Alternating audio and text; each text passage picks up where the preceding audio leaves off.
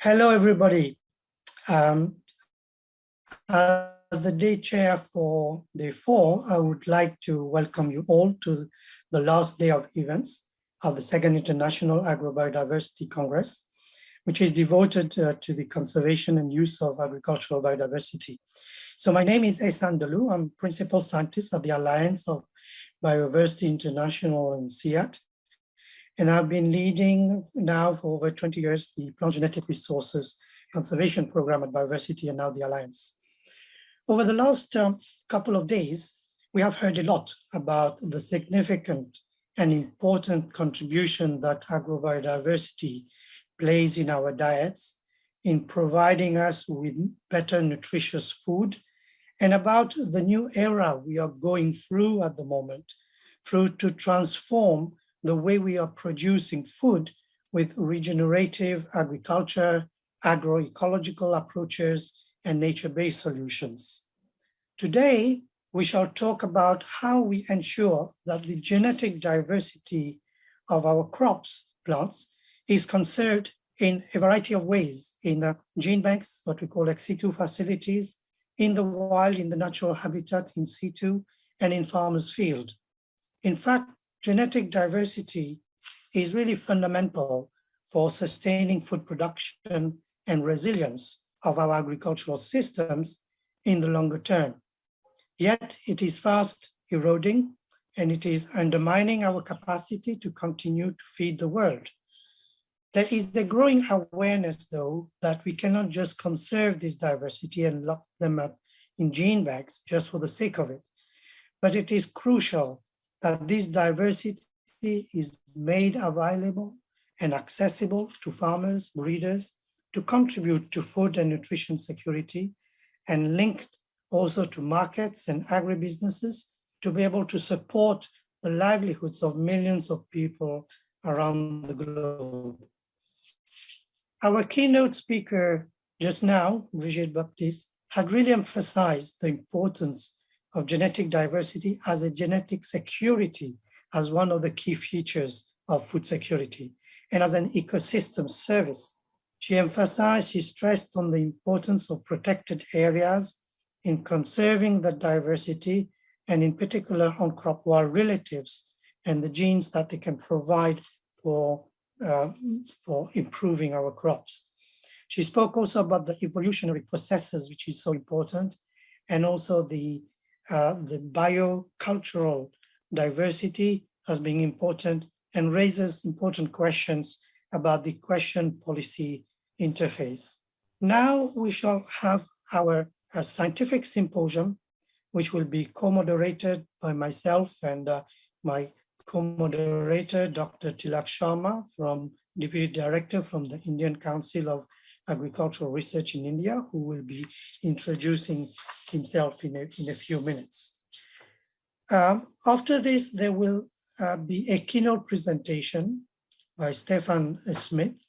And after that, we will have a series of abstracts presentation in the different themes of conservation, of ex situ conservation, in situ on farm conservation, and also how we use that diversity. After this, we will have a panel of discussion with 8 invited speakers, all renowned scientists in their respective fields. The scientific symposium will then be followed by an indigenous people session, which will be co-moderated by Lucas Pawera and Prem Mathur, both from the Alliance of Biodiversity and SIAT, with their invited guests who comes from diverse countries and continents, from Peru in Latin America, South Africa, Thailand, and North America in Canada. In the afternoon, we will have the Conservation Day Policy and Business Forum. This will begin with the opening statement from our honorary chair, Louise Baker, Managing Director from the Global Mechanism of the UNCCD. The forum will be moderated by my colleague, Michael Halewood and Isabel Lopez from the Alliance. The forum will bring together eminent speakers to present their views on policy issues around access and benefit sharing for genetic resources, digital sequence information issues, phytosanitary regulations, germplasm health, farmers' rights, and the role of businesses in terms of their seed industries. After this discussion, we will have also a panel from the major international conventions and treaties. We will then have a concluding remark by the moderators and a statement about the implication of the rule of law for improving conservation of agrobiodiversity by Immaculata del Pino Alvarez from IDLO.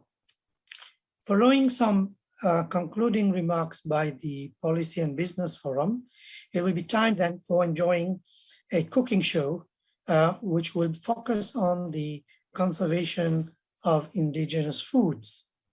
Later in the evening, at least in the European time zone, there will be 6 parallel side events covering various topics around the conservation of agrobiodiversity. We will have one on crop war relative in the SADC region, on Genebanks and economies. We will hear also about the Reawaken Food initiatives.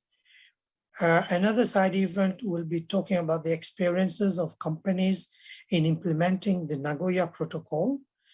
Then we will have another one on plant-based local system for health and nutrition, and a last side event on forgotten foods.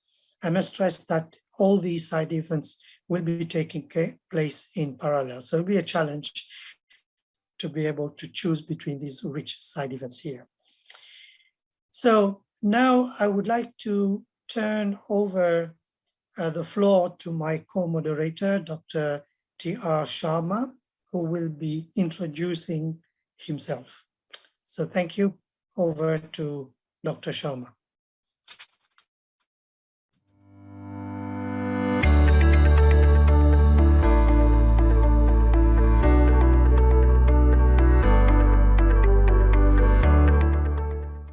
Hi everyone, my name is Stefan Schmitz. I'm the Executive Director of the Global Crop Diversity Trust. It may be hard to believe now, but the potato was once an unknown crop in Europe. People were reluctant to eat them. With time, it became a staple and a food security crop. Gnocchis in Italy, pierogies in Poland, the shepherd's pie in the UK, tortilla española in Spain. These are only a few well-known European dishes that are based on potatoes. And of course, French fries and chips. We eat it in all sorts of ways. But the varieties we consume for all the colors and sizes we see in the supermarket are, in the end, very limited. Some indigenous communities in the Andes grow between 200 and 400 varieties in their family plots. And they know how best to grow and each eat one of them. Some taste better boiled, other mashed or fried. They know which ones peel easily, by hand even, and which ones last longer in their pantry or storage room. This is where potatoes come from. And in Peru, the International Potato Center Genebanks safeguards and makes available for all of humanity some 4,500 varieties of potatoes. Some are tasty, some are not, but all of them are important to us. Why? Because they hold this wealth of traits that breeders and farmers can use to improve the common varieties we eat. This diversity makes them more nutritious, makes them resistant to plagues and diseases, just as well as to frost, helps the domesticated varieties survive drought and heat. We cannot expect farmers to grow 4,500 varieties of potatoes, of course. More so knowing some are simply unfit for human consumption. That is why we have Genebanks. And our job at the Crop Trust is to help Genebanks, international, regional, national, big and small, maintain and make available the diversity of the foods we eat. It doesn't matter where we live, we all consume the staples. Wheat, rice, beans, maize, to mention the most obvious. But there are countless others, cereals, vegetables and fruits that are not only vital for a region, but are also tasty and good for us, all of us. Genebanks protect the diversity of those as well. We at the Crop Trust are working with partners all over the world to make this diversity easier to use. Let me give you two examples. Finger millet can survive in soils with low levels of nutrients and has a short growing season that requires few inputs. Even though it is an important subsistence crop for small-scale farmers, particularly women in East Africa, finger millet is one of the most under-researched and underfunded cereal crop in the world. But finger millet yields are stagnating in parts due to parasites known as striga and blast disease. To develop varieties of finger millet that are striga resistant, breeders need access to the crop's natural crop diversity. Another example, grass pea is commonly grown as an insurance crop, particularly in sub-Saharan Africa and South Asia. This means it often survives where other crops fail because of its high heat and drought tolerance.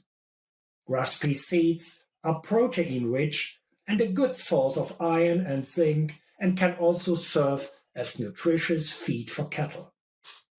Unfortunately, grass pea contains a toxin that can cause paralysis if people eat too much or it as a food source. If breeders can breed toxin-free, climate-smart grass pea varieties, they can directly contribute to improving nutritional and food security in these areas where grass pea is a vital crop. With support from the Templeton World Charity Foundation, we are connecting breeders with the genetic diversity they need to continue their work improving grass pea and finger millet. This effort builds on the work carried out under our Crop Wild Relatives project, which expanded available diversity by tapping into wild and ancient domesticated forms of the two crops. By aiding pre-breeders in their research, we are contributing to food security, human health, income for rural poor, while protecting the environment. These are only two examples. If I had more time, I could give countless other interesting examples, starting perhaps with cowpea, cassava, okra, or pearl millet.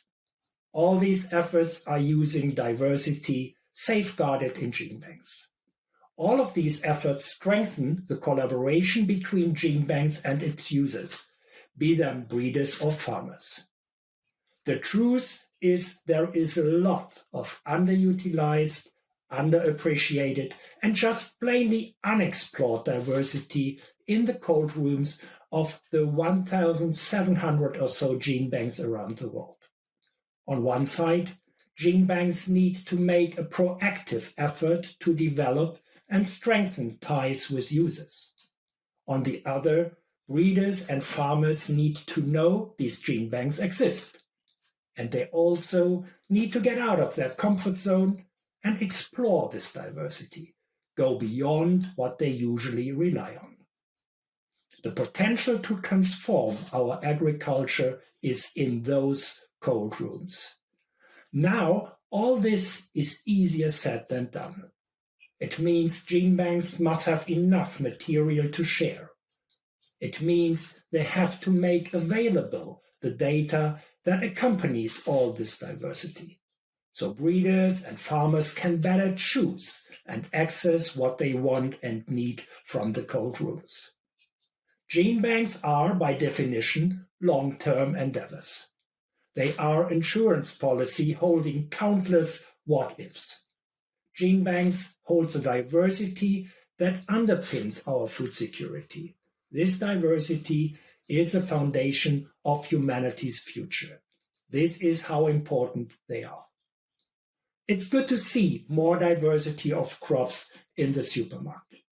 It's good to see collaborations between companies and farmers who together work towards launching a new crop or variety into the mainstream. Without a market, farmers have no incentive to grow an assortment of crops and varieties. We at the Crop Trust applaud these actions that are helping not only diversify our diets, but provide more opportunities to farmers who day in and day out, and many times while facing constraints, keep this diversity alive for all of us. This is a huge and critical undertaking. And diversity is dying in fields and even in underfunded, understaffed genebanks. They need all the help we can provide them. So I invite you to join us in making sure genebanks have the tools and knowledge, the technology and capacity to continue their work. Our grandchildren's grandchildren must have the same opportunities and options as we do today. These opportunities and options are found in Genebanks.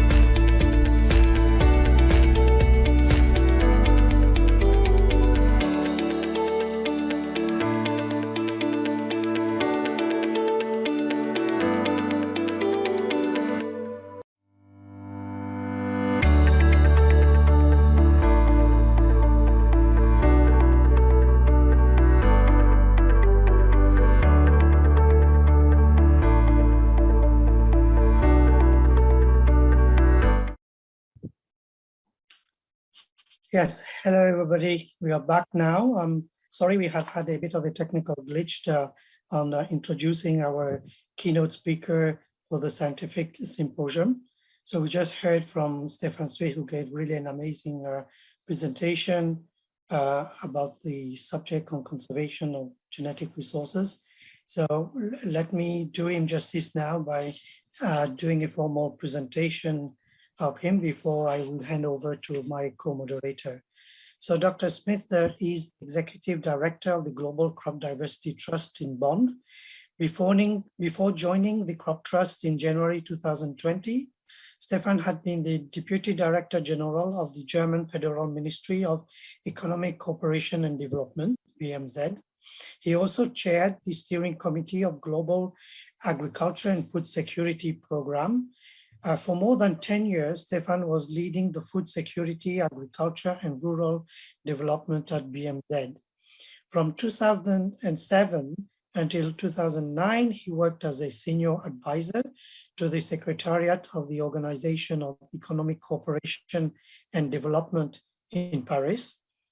Before joining BMZ in 2001, Stefan held various posts in the German Federal Administration in the fields of geographic information system, regional planning, and international cooperation on urban issues.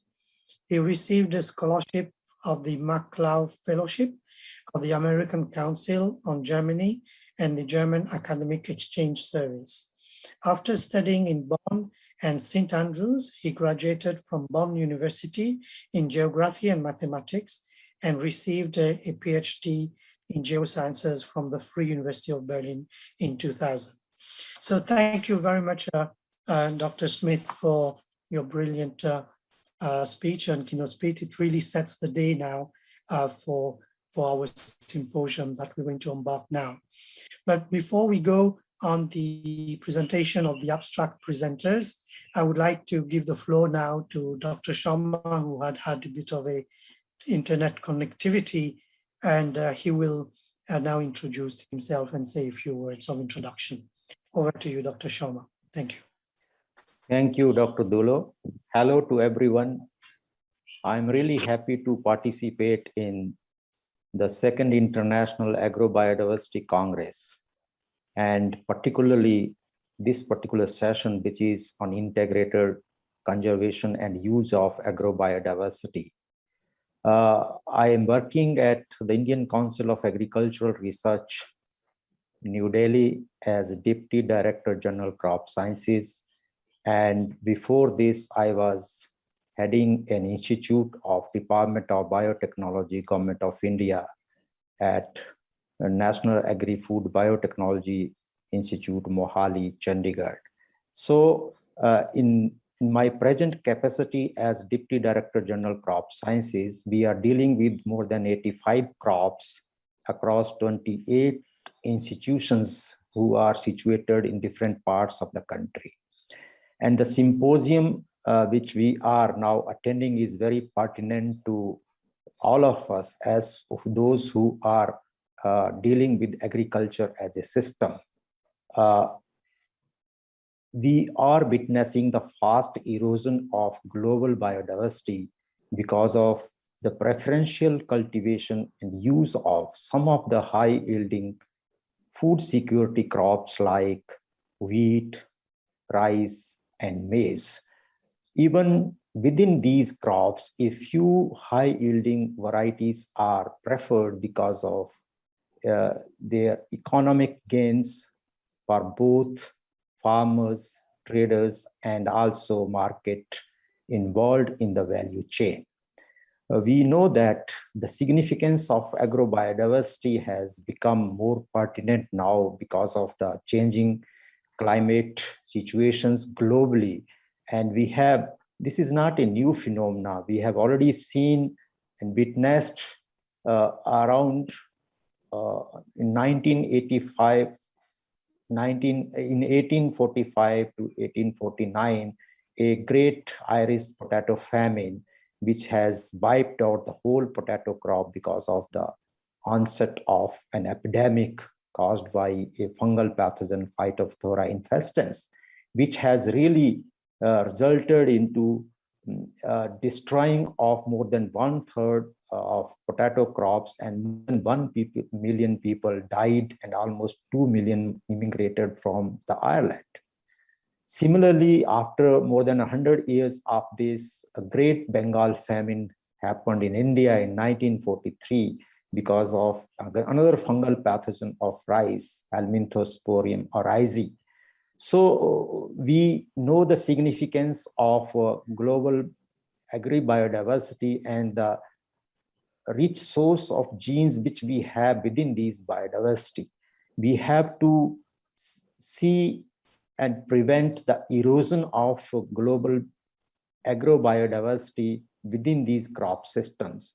I would like to cite here a very pertinent and important examples from rice crop, wherein a very important genes XA21 was isolated from Oryza longistaminata, a wild species of rice, which is protecting the rice from a very important disease of bacterial leaf blight throughout the globe. Similarly, in our work, we cloned a gene from a local land race rice of rice peter. The gene was named as PI54, which is now being used many parts of the world to prevent rice crop for the onset of rice blast, which is a very important disease.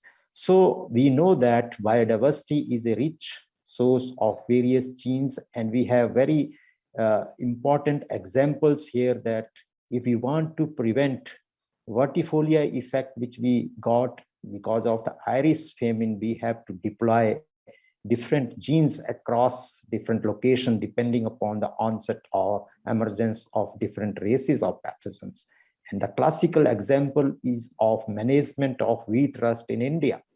And we have not seen for the past 70 years any epidemic of wheat rust because of the deployment of these different genes across the country, depending upon the prevalence of races.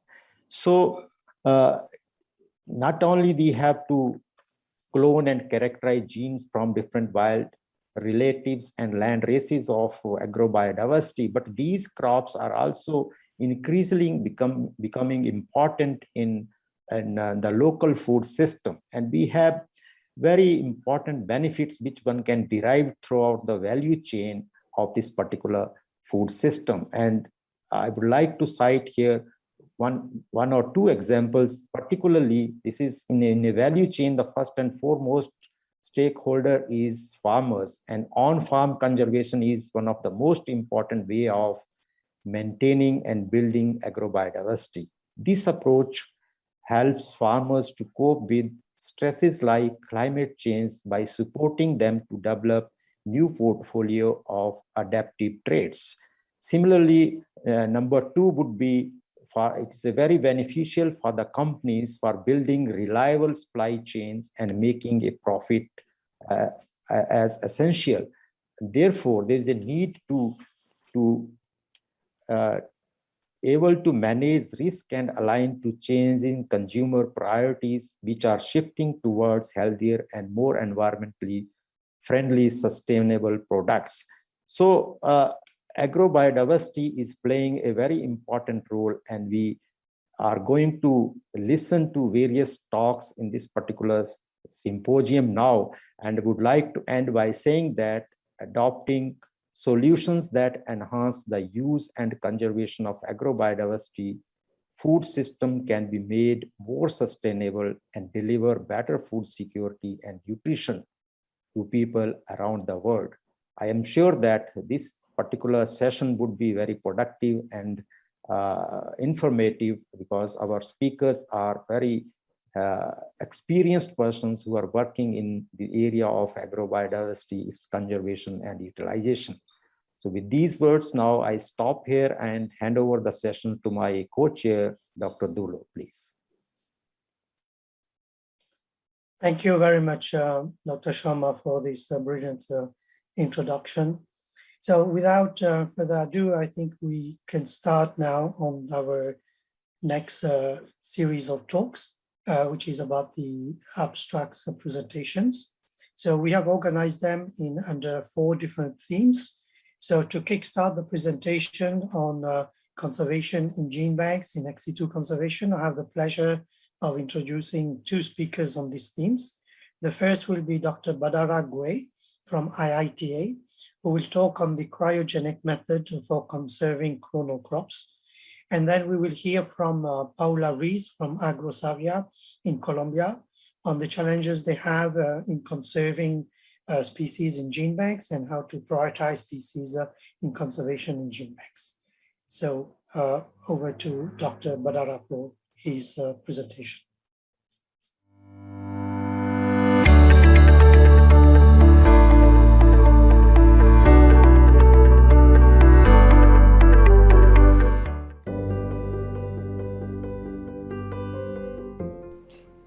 likely heard the success story of quinoa, the Incan crop that in one decade went from traditional grain to global superfood. However, the quinoa you find in grocery stores only represents the tip of the iceberg. For generations, farmers in the Americas cultivated over 3,000 quinoa varieties that have unique tastes, nutritional profiles, and climate adaptation potential. Unfortunately, much of this biodiversity is now disappearing as farmers only grow a small handful of crops for the global market. For traditional crops to survive in the future, we need conservation to benefit farming communities. Researchers have developed a new approach that offers indigenous farmers tangible benefits for growing and conserving biodiversity. We call this Payments for Agrobiodiversity Conservation Services, or PACS. We're very excited to have pioneered the implementation of PACS. Farmers at our project sites are being rewarded for growing threatened crop species and varieties with high public good value. First, communities are offered landscape-wide competitive tenders.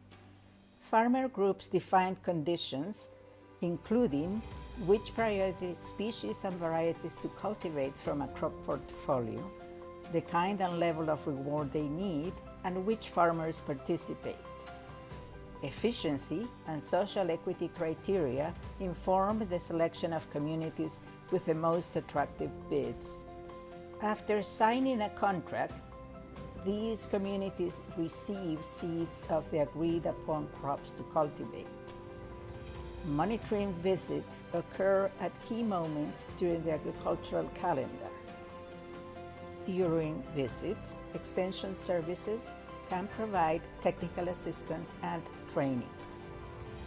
Finally, upon a successful harvest, a rewards ceremony is held. The entire community receives in-kind rewards such as agricultural inputs, building and school materials. The ceremonies can be high visibility events with government ministers and heads of national and local institutions participating. This supports the mainstreaming of agrobiodiversity into national and regional conservation policies and strategies. 8 years on, we've assessed the PACS approach and found it to be highly efficient and equitable. Rewards such as building materials and agricultural inputs have benefited the communities as well as the rescued seeds. Participating farmers have expressed satisfaction with the performance of threatened varieties, with many saying that as long as they had access to seeds, they would continue to cultivate them, even without further rewards. The approach has many applications, with connections to Genebanks and even the private sector. One Peruvian startup company collaborated with PACS farmers to produce premium quinoa milk using a rare type of quinoa, which is now no longer at risk. Government support of PACS has provided a critical boost. The Peruvian Ministry of the Environment has expanded small-scale approaches to grow diverse potatoes, quinoa, and maize in 130 communities, working with local leaders, municipal governments, civil society, extension agents, and universities. Progress is being made to formalize PACS in government policy. To sum up, PACS have high potential for socially inclusive, low-cost agrobiodiversity conservation. Entire communities and local governments can join in these schemes to revive and conserve diverse traditional crops. However, they require widespread support to flourish at their full potential.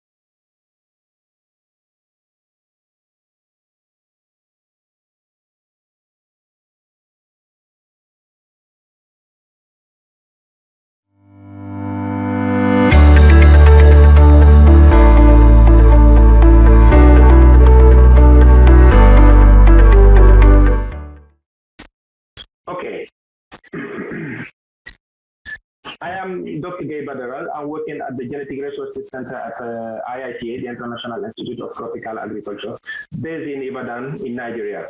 So I want to present the work we have done to validate the cryogenic methods we are using here in IITA for the cryobank. In this summary, so you can see the colonial crop ex situ conservation system, where we have the field bank, the in vitro gene bank, and the cryobank.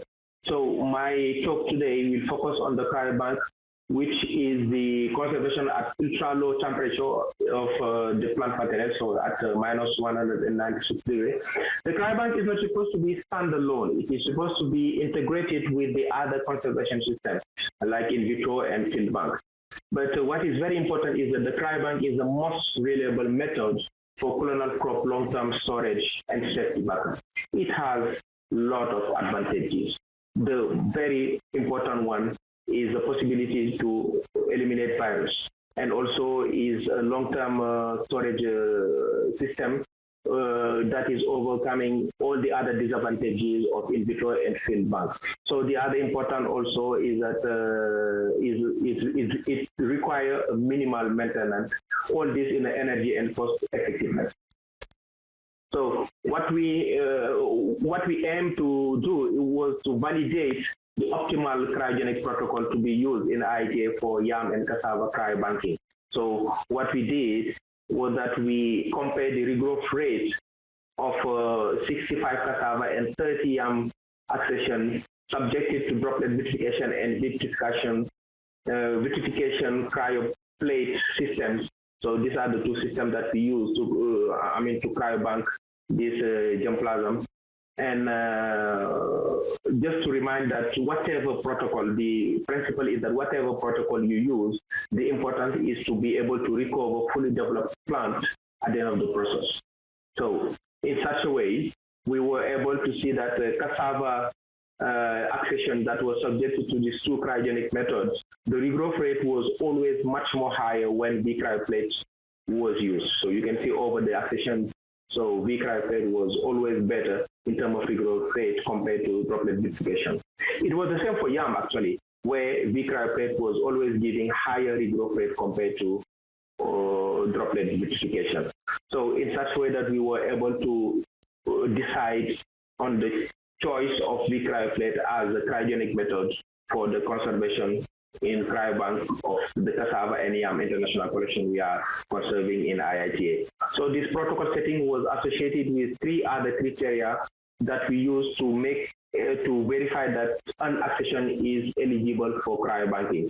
So the accession has to be clean from viruses. It has to be unique also. There is no need to cryobank 10 times the same accession. And using this criteria, we start our cryobanking in 2017 August for cassava. For yam, it was a little bit more challenging because we started the cryobanking only in 2021 because, for example, the difficulty to clean yam germplasm from viruses. And we use also cryobank to try to eliminate viruses also. So seed collections are safely backed up at Svalbard. So we all know the Svalbard Global Seed Vaults. But the problem is that we don't have that system for colonially propagated crops. While the collections, the diversity are at risk on the field and in vitro gene bank. So we all know that there is really high time to set that global cryobank system where colonial crop can be safely backed up and it also can be stored in the long term. So that's why in the community of practice, so we have here in the CG, we have proposed the global initiative for the secure long-term preservation of clonal and recalcitrant crop genetic resources collection via cryobanking. So this initiative is based on regional hubs. So for now, we just set 3 regional hubs. So it's supposed to be completed with other regional hubs. And thanks to the fact that in IITA we have a functional cryobank, we have been chosen as the hub in Africa where we are expected to contribute in the development of a protocol for other crops, to also operationalize some cryo research into protocol that can be applied on large diversity of colonial crops. We are also expected to be serving as a capacity building platform and also to be serving as a backup.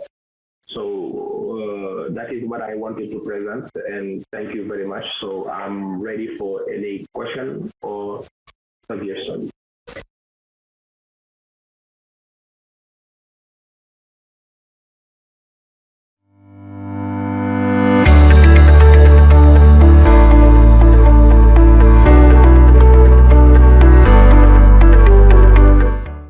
Hello, my name is Paula Reyes. I am a researcher at la Corporación Colombiana de Investigación Agropecuaria in Colombia. I'm here to present you a strategy to prioritize species and research activities in a diverse national plant germplasm bank. This is a case study in the Colombian National Plant Germplasm Bank. Colombia is a diverse country, and so is the Colombian National Plant Germplasm Bank that conserves accessions from 275 species. But we have a very limited budget.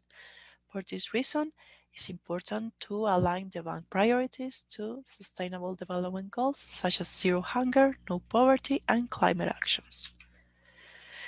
We propose a prioritizing system in the bank to manage the limited budget. We consider it is important to align priorities to policies in order to increase the funding in the bank.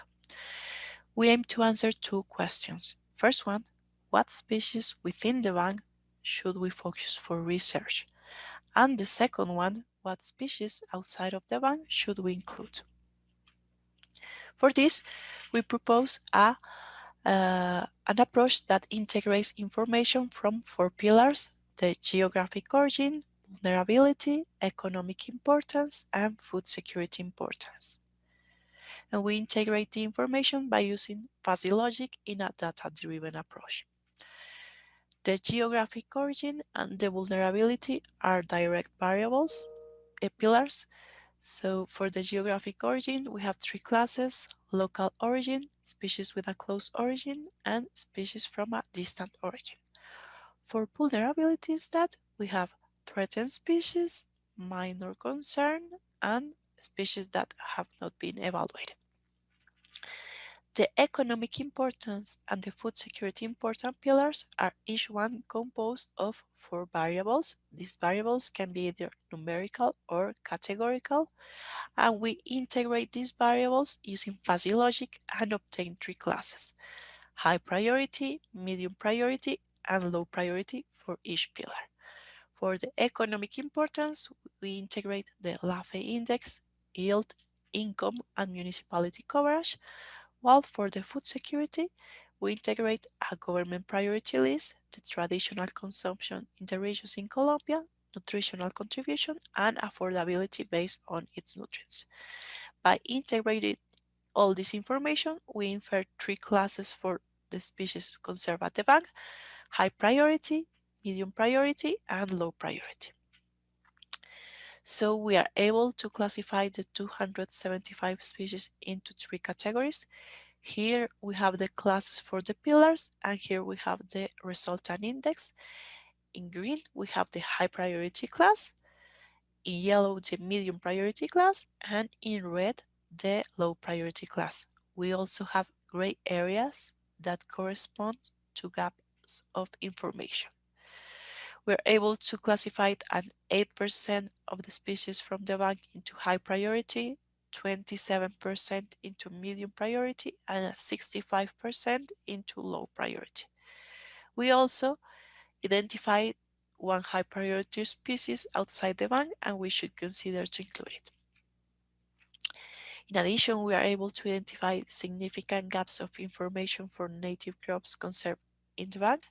For example, in the vulnerability pillar, a total of 132 species, almost half of the bank, doesn't have an assessment in terms of vulnerability. We also provide a method that is easy to implement and adopt by other banks that face the limited funding. We propose to align the agrobiodiversity conservation ex situ and SDG goals, and we also provide a methodology that can be used by other banks. So if you have any questions, please contact me, and thank you very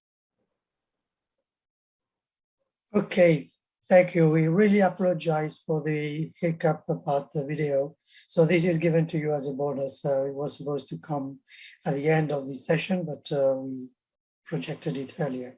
So no worries. So now we will continue with the next two presentations, which will be focused more on the theme of in situ conservation. We will first have Tiziana Ulian from the Kew Royal Botanic Gardens, who will speak to us about the diversity of neglected and underutilized species in Asia, Africa, and Americas. And after that, she will be followed by a presentation by Pradeep Kanaka Sabapati from India, who will talk about the diversity of crop-war relatives in India. So over to those presenters. Thank you.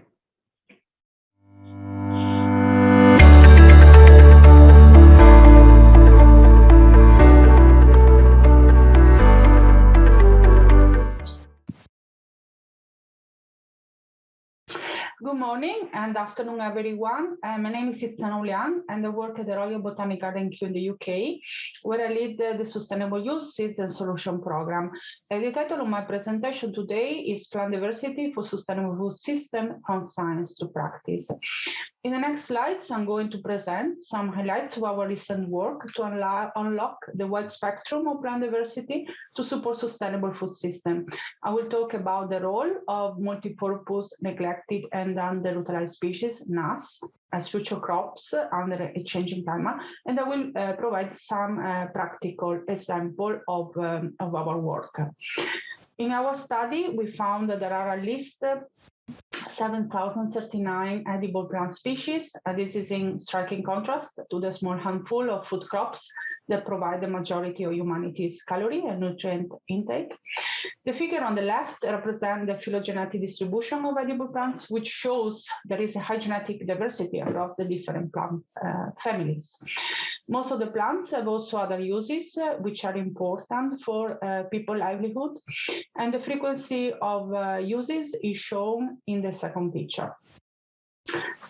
The native distribution of plants exhibits a clear latitudinal gradient, with food plant species richness decreasing from low to high latitudes, as you can see in the first map.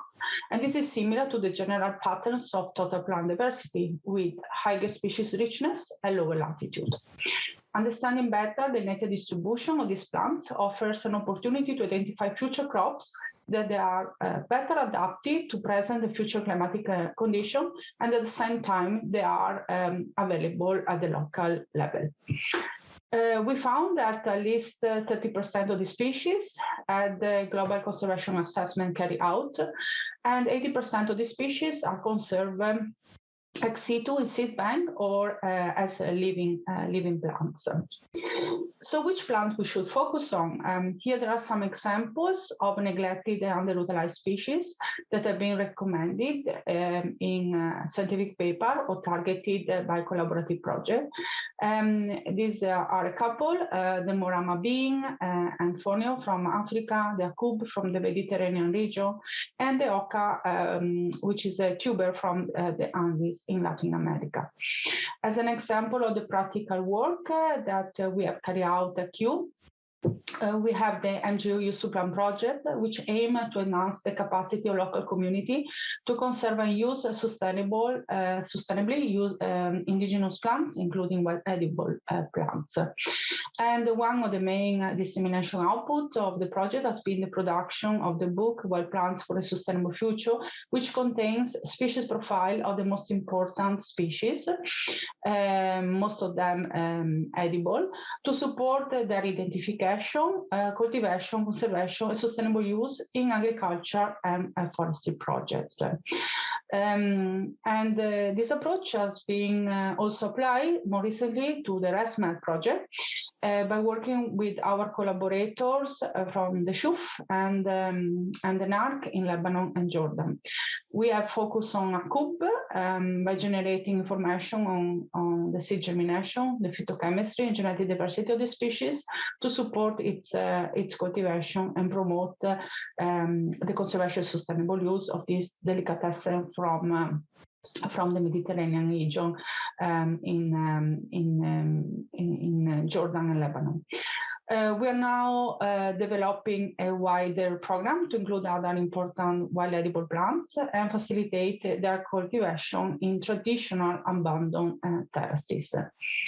As part of the Use of Plants and Fungi of Colombia project, aiming to provide pathways to develop the country bioeconomy, we are delivering over 100 dissemination outputs, which include the online platform of Colplanta, Colfungi, but also another platform for a value chain network that will allow connecting all the actors along the value chain anywhere in the world, integrating scientific knowledge of the species for product classification and diversification. And this is the first of its kind as far as we know.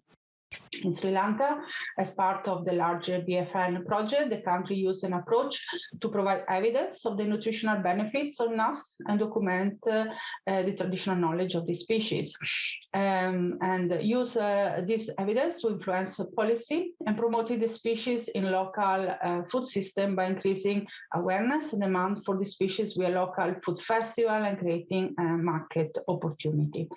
Finally, in West Sumatra in Indonesia, the Food, Agriculture, Biodiversity and Diet Project documented a total of 101 food plant species and developed information to raise awareness on the nutritional and health benefit of the local food plants.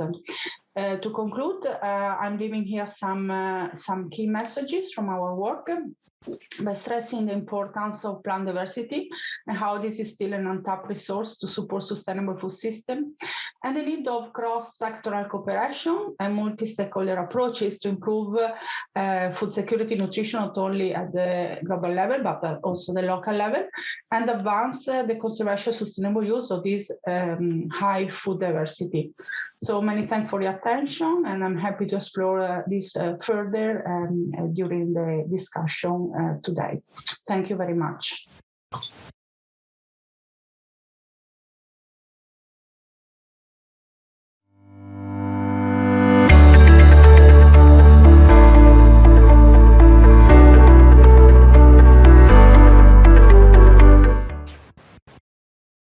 Hello, good morning to everyone. I am Pradeep from National Bureau of Plant Genetic Resources.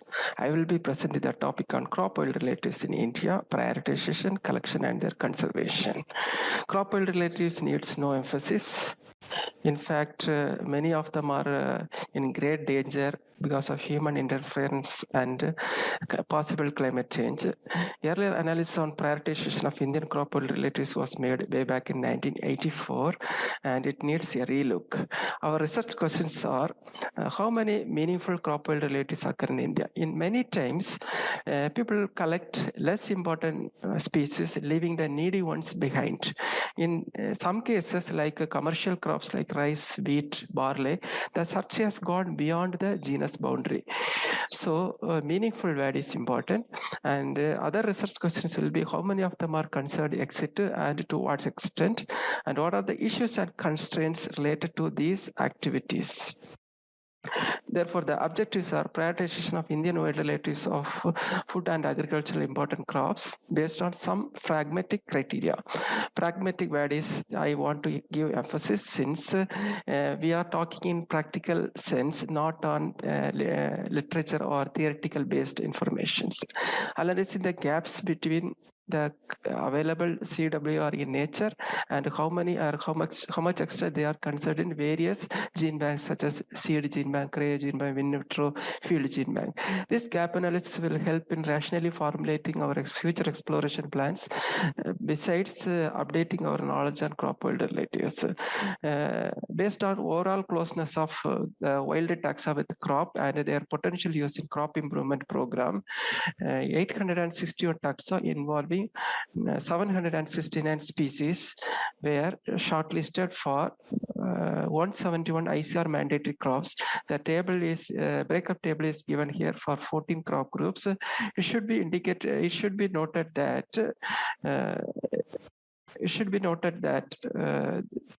This 861 taxa includes 150 crop taxa having VDR wild forms, and that means these crops are either originated from India or they have developed a secondary center of origin in India.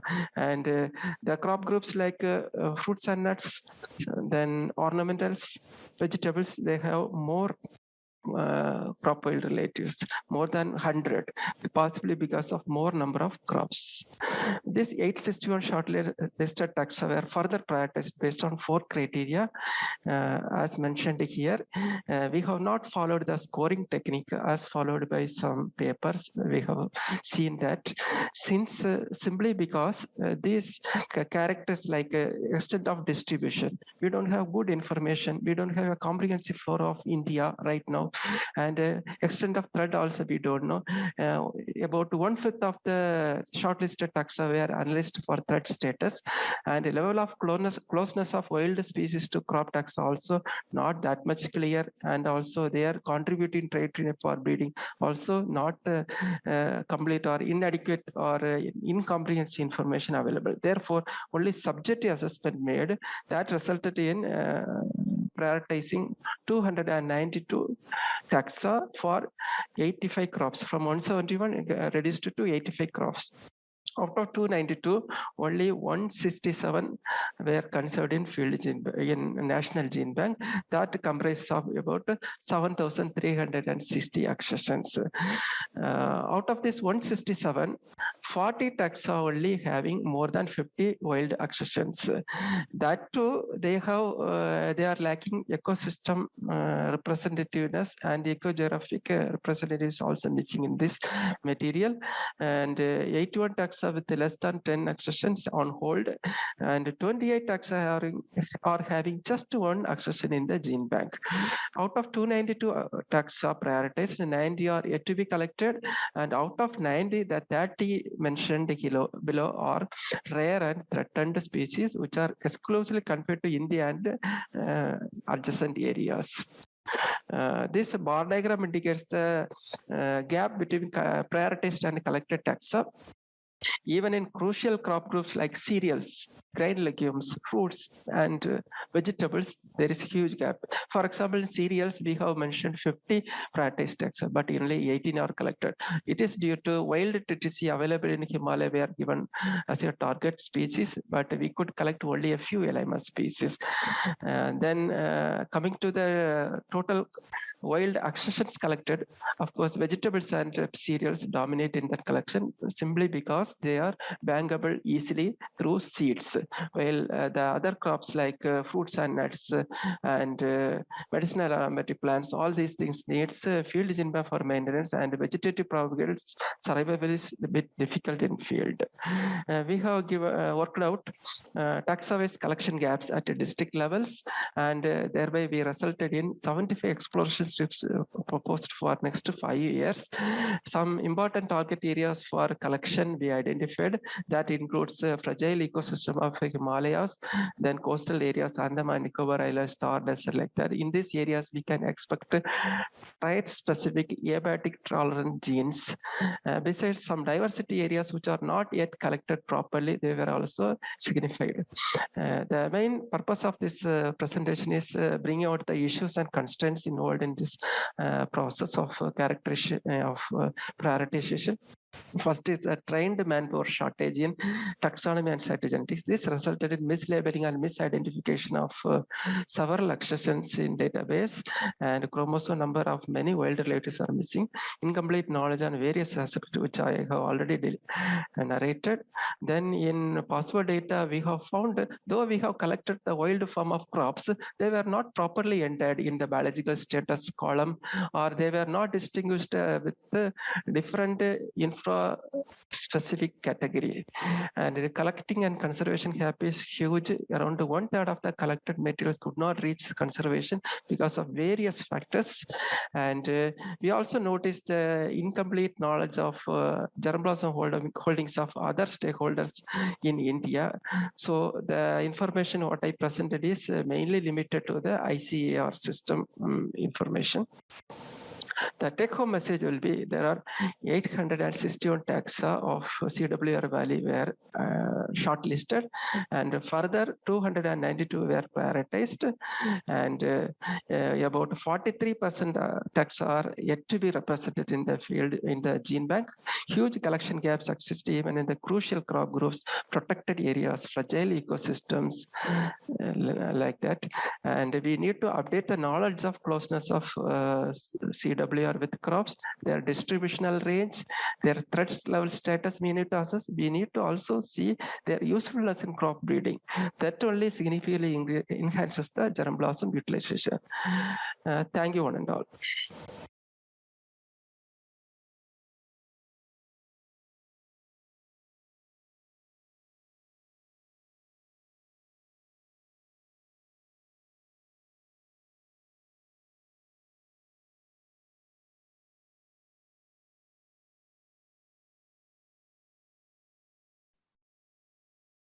Yeah, I'm sorry, I was muted.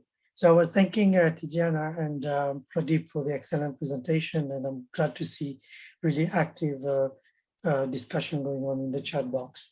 Next, we will have the pleasure to introduce the next free presentation, which will talk on the thematic area of conserving diversity on farm. So first we will have Luca Giamponi from University of Milan, Italy, who will talk on the situation of the Italian land races that are preserved in the country. After him, we'll have Sofia Lutringhaus from the Humboldt University of Berlin, who will take us to Peru and talk about how ex situ is intricately linked with on-farm conservation through the repatriation of potatoes to the Andean communities. A presentation will then be followed by a talk from Matthias Lorimer, who is the coordinator of the European project on Let's Liberate Diversity. He will discuss how the social movement of Let's Liberate project would promote agrobiodiversity on farm. So over to the presenters. Thank you.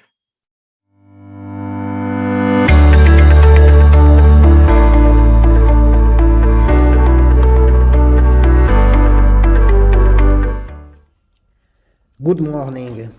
I'm Luca Giamponi, a botanist from the Genebanks Research Center of the University of Milan. I carry out research aimed at characterizing and promoting plant agrobiodiversity. In particular, I study mountain landraces. And the title of my presentation is Plant Agrobiodiversity is a Resource for the Sustainable Development of Mountain Areas, the case study of Italy. According to the Food and Agriculture Organization, 75% of the world agrobiodiversity was lost over the last century. In particular, many landraces were lost. Landraces are dynamic populations of cultivated plants that have historical origin and distinct identity and lack formal crop improvement. Landraces were lost because they were replaced with modern, high-yielding varieties or hybrids. Italy is taking action to counteract the agrobiodiversity loss by following European guidelines. One of the most important tools is the Agrobiodiversity National Register, born in 2019.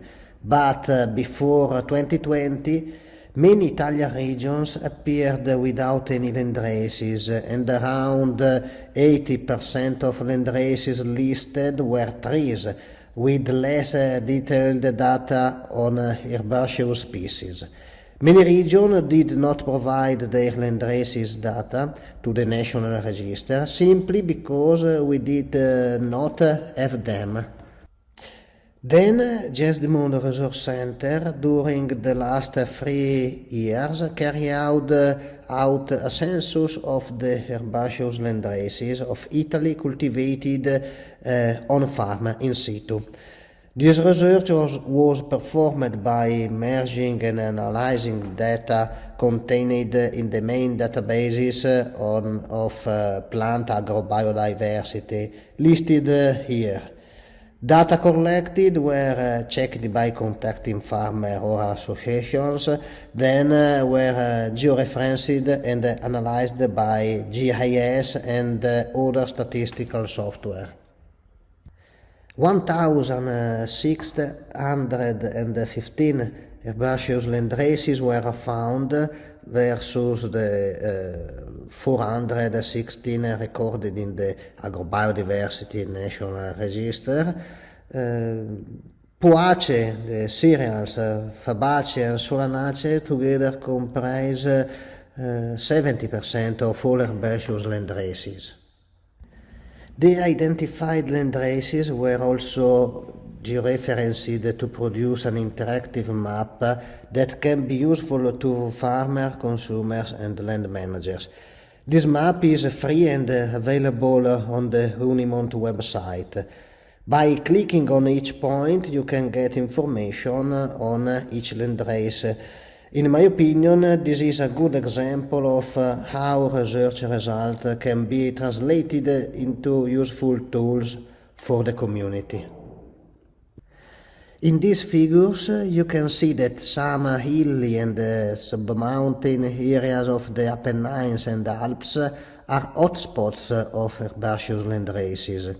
These hotspots are mainly located along the Apennines. Some regions of the Apennines are very rich in agrobiodiversity plants. Considering the size of the various regions, the Molise region is the richest in landraces. Considering the elevation where landraces grow, we can see that Poaceae, Fabaceae and Solanaceae are mostly preserved in areas between 150 and 800 meters above sea level in the hilly and the sub-mountain belt. In particular, cereal as rye, barley, potatoes and beans. In addition, we found that only very few of them have been characterized by genetic, agronomic and or nutritional studies. In recent years, the researchers of Genebanks Research Center, in addition to taking a census for the landraces of Italy, have also characterized and valorized some landraces, such as Nero-spinoso maize, Coppa Fama bean, Fiorine corn, and others. For some of them, in the last few years, quality agri-food chains were created, allowing farmers to expand their income. In conclusion, Italian mountain and hilly areas are very rich in herbaceous landraces. Most of them are threatened because they are cultivated by a small number of farmers, mainly hobbyists, and most of identified landraces are little known because are not characterized by scientific study. Therefore, the university will have a key role in the coming years. In addition, some landraces may have interesting characteristics, useful for encouraging the development of high-quality agri-food chains, so promote the sustainable development of mountain and or marginal areas.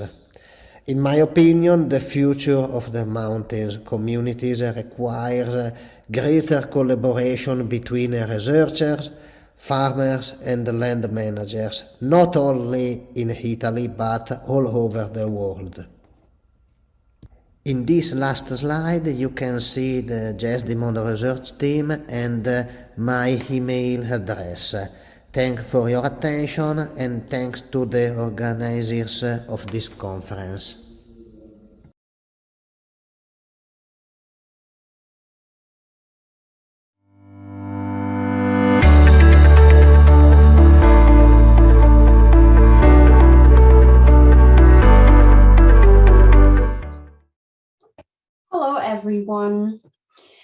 In the next couple of minutes, I will present to you the repatriation program of the International Potato Center. So now we will talk about the crop potato, and to be precise, potato land races.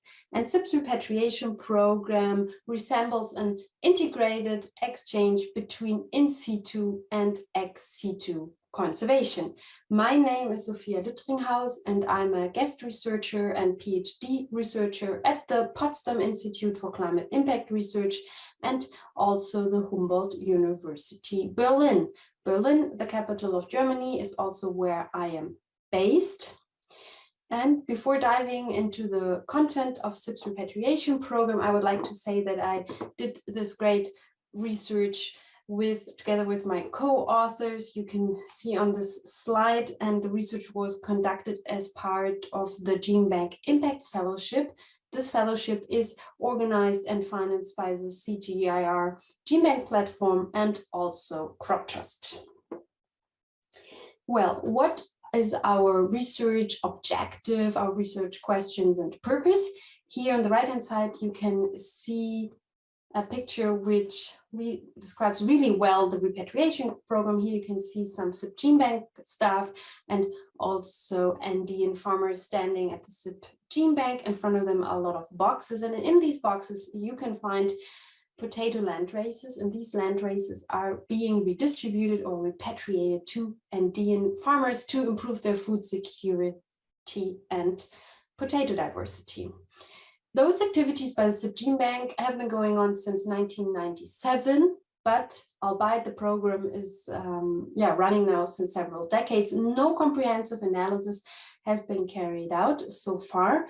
And this is why we asked first the question, how can we holistically describe the program, and also what benefits and changes were created by the program. Answering the first question, how can we describe the program? We created a program flow to better show that it is a dynamic model of ex situ and in situ conservation. So here on the right-hand side, you can see in the orange circle the ex situ work at SIP Genebanks.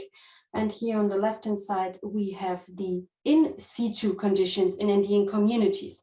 So Andean communities don't have to participate. They can call the International Potato Center and request a repatriation. Then as part of the annual Genebanks routine work, material is replicated, is multiplied, so that we have then material for repatriation. This material is then sent to those requesting communities based on material availability and also suitability to the requesting communities.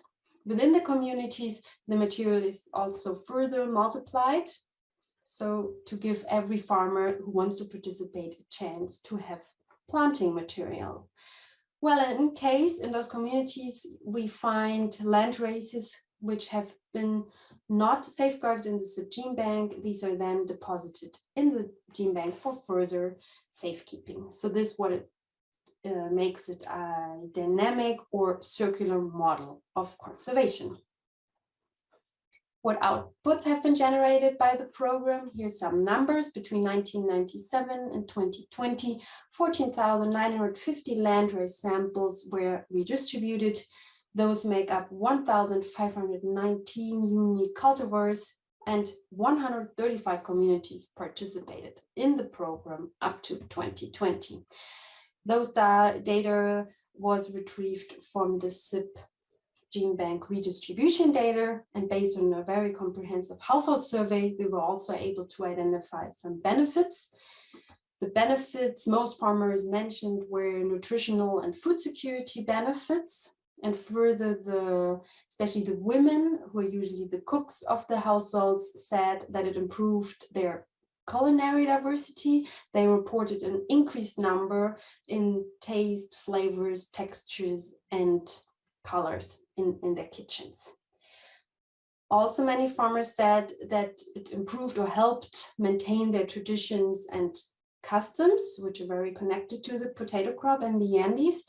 Farmers said, for example, that it helped to unite traditional and scientific knowledge, which again shows this dynamic or circular model of conservation. Well, and now to our research contributions to the Congress. We present a long-standing dynamic model of in situ and ex situ conservation, showing how important it is to combine both. And also our research shows that the repatriated land races have a high use and insurance value for the farmers. SIP's repatriation program also helped and helps to strengthen local Andean food systems, farmers' food securities, and also their cultural identity. Thank you very much, and I look forward to further discussions during the Congress.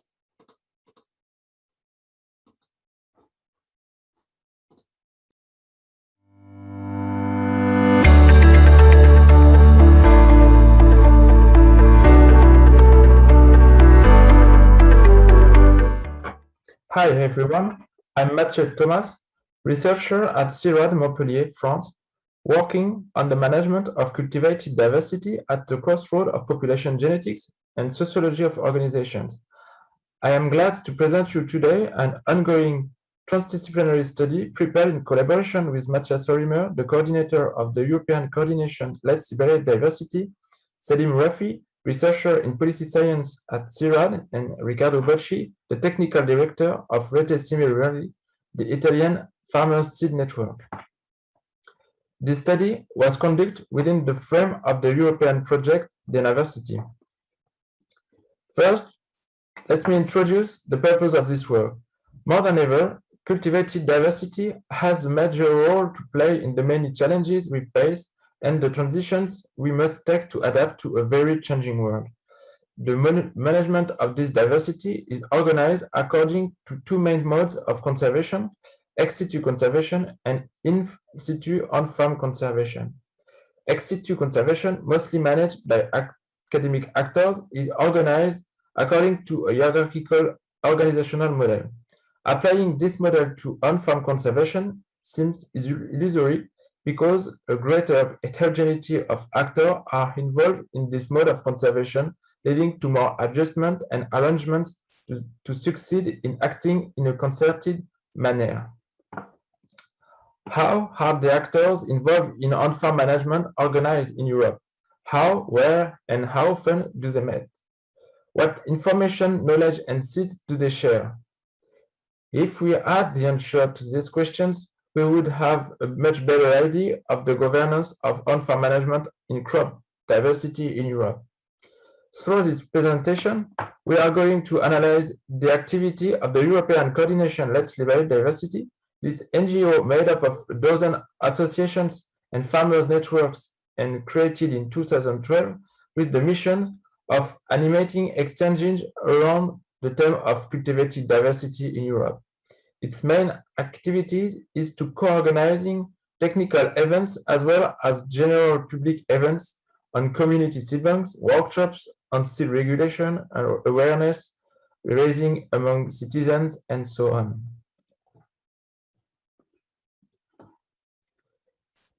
To answer some of the questions asked, we have access to the list of participants and the themes discussed during the 14th meetings organized by the European Coordination Let's Liberate Diversity. We organized and formatted this data and analyzing using descriptive statistics and social network analysis. The results, represented in very visual way, are then used to initiate discussions with the diversity of actors involved in on-farm management in Europe. The main outcome of this work in progress from the analysis of quantitative data is the materialization in the form of networks of the diversity of organizations that have participated in LLD events in Europe over the last 40 years.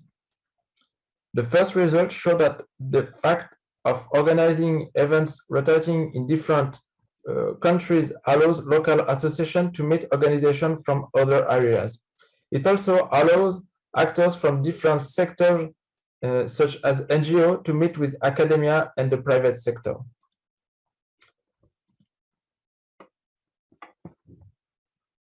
On-farm management of crop diversity poses technical and policy challenges due to its multifaceted scope. in the face of an institutional structure primarily built to meet the needs of the ex situ conservation paradigm.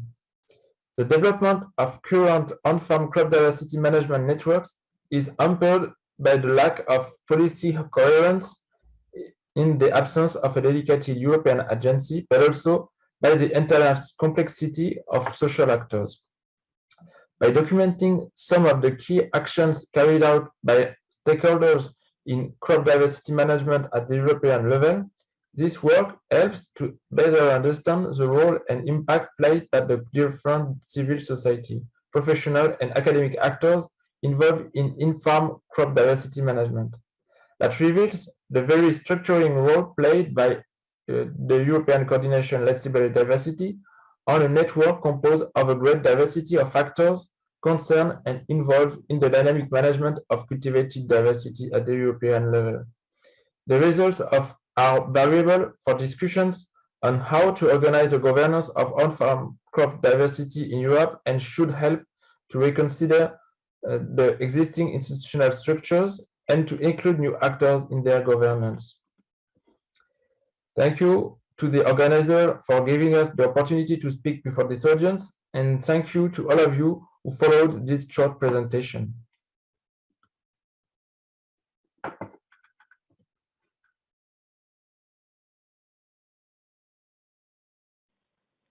Okay, thank you very much, Luca, Sofia, and Mathieu. I'm sorry, I think I made a mistake on the author. It was not Matthias Lorimer, but Mathieu Thomas who presented the last presentation.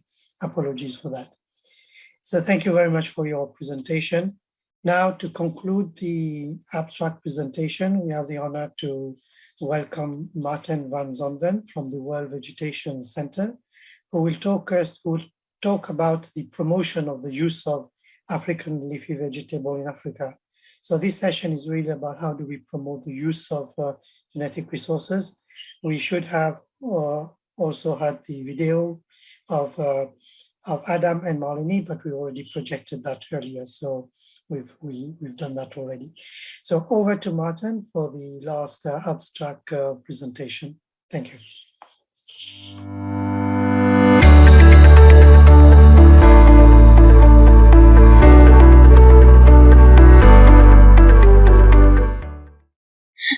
Thank you for the opportunity to give a talk about how to enhance the use of crop biodiversity. My name is Maarten van Zonneveld, Genebank Manager of the World Vegetable Center, World Veg for short. In this presentation, I will give some examples from World Veg on how to enhance the use of Genebank accessions. There is a growing call for the inclusion of nutritious vegetables in diets and farming systems. You must be familiar with the Lancet Commission report. They say that a plate healthy for human and planet should consist by volume of about half a plate of vegetables and fruits. Several studies highlight the potential of traditional African and Asian vegetables for healthy and sustainable diets. And many have high nutritional values. They can be grown in small spaces and they provide a pool of crops to diversify farming systems for climate change adaptation. Here are a few examples of traditional African vegetables, including amaranth, African eggplant, roselle, jute mallow, African kale or Ethiopian mustard, and spider plant.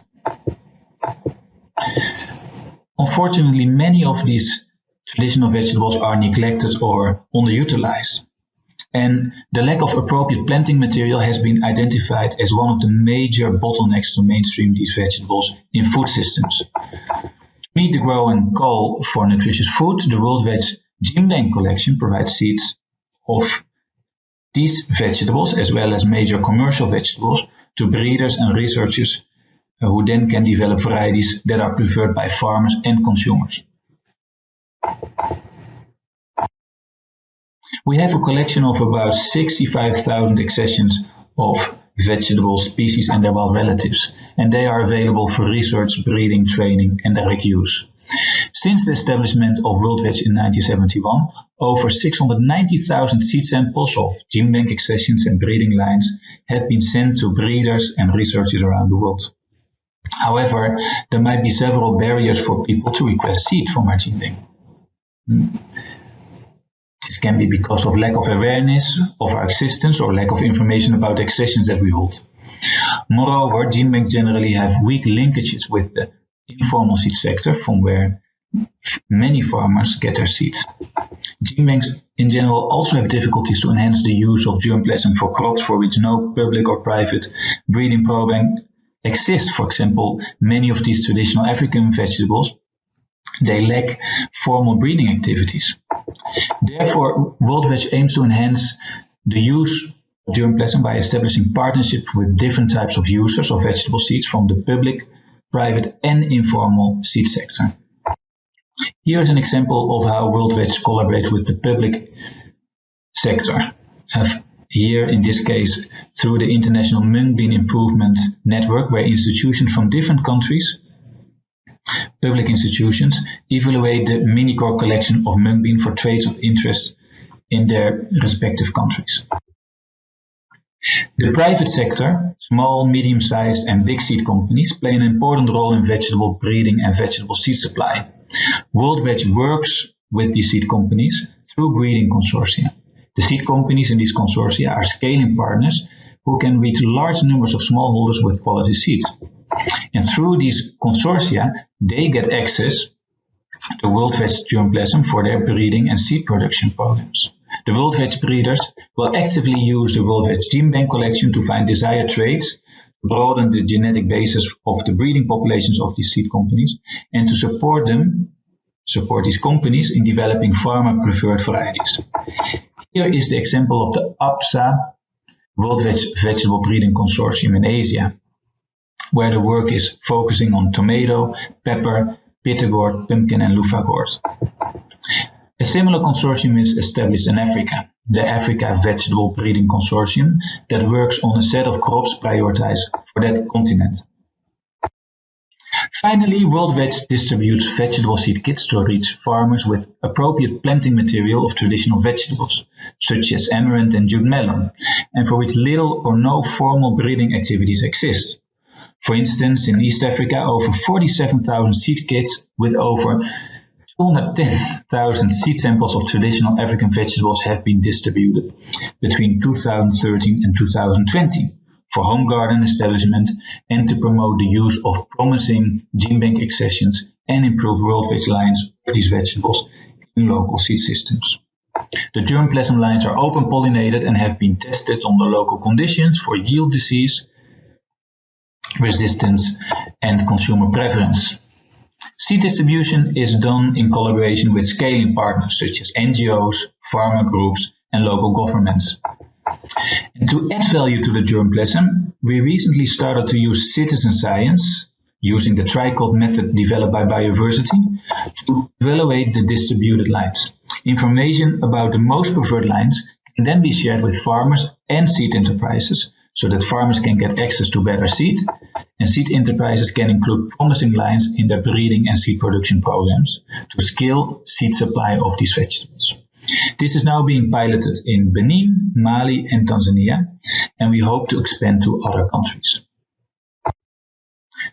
So what are the lessons learned on enhancing germplasm use from the WorldVeg Genebank? First, partnerships to evaluate germplasm stimulate use, as we have seen through the citizen science, the breeding consortia, and the collaboration through the Mung Bean Improvement Network. Second, close collaboration between Genebanks and breeding programs add value to the germplasm. Third, use of innovative information sharing tools such as citizen science could help scale germplasm use, and this is currently being tested in Mali, Benin and Tanzania. And then the fourth and the final point, reaching a wide range of users from the public, private and informal seed sector through different types of partnerships increases the relevance of the whole Genebank collection. With that, I'd like to thank you very much.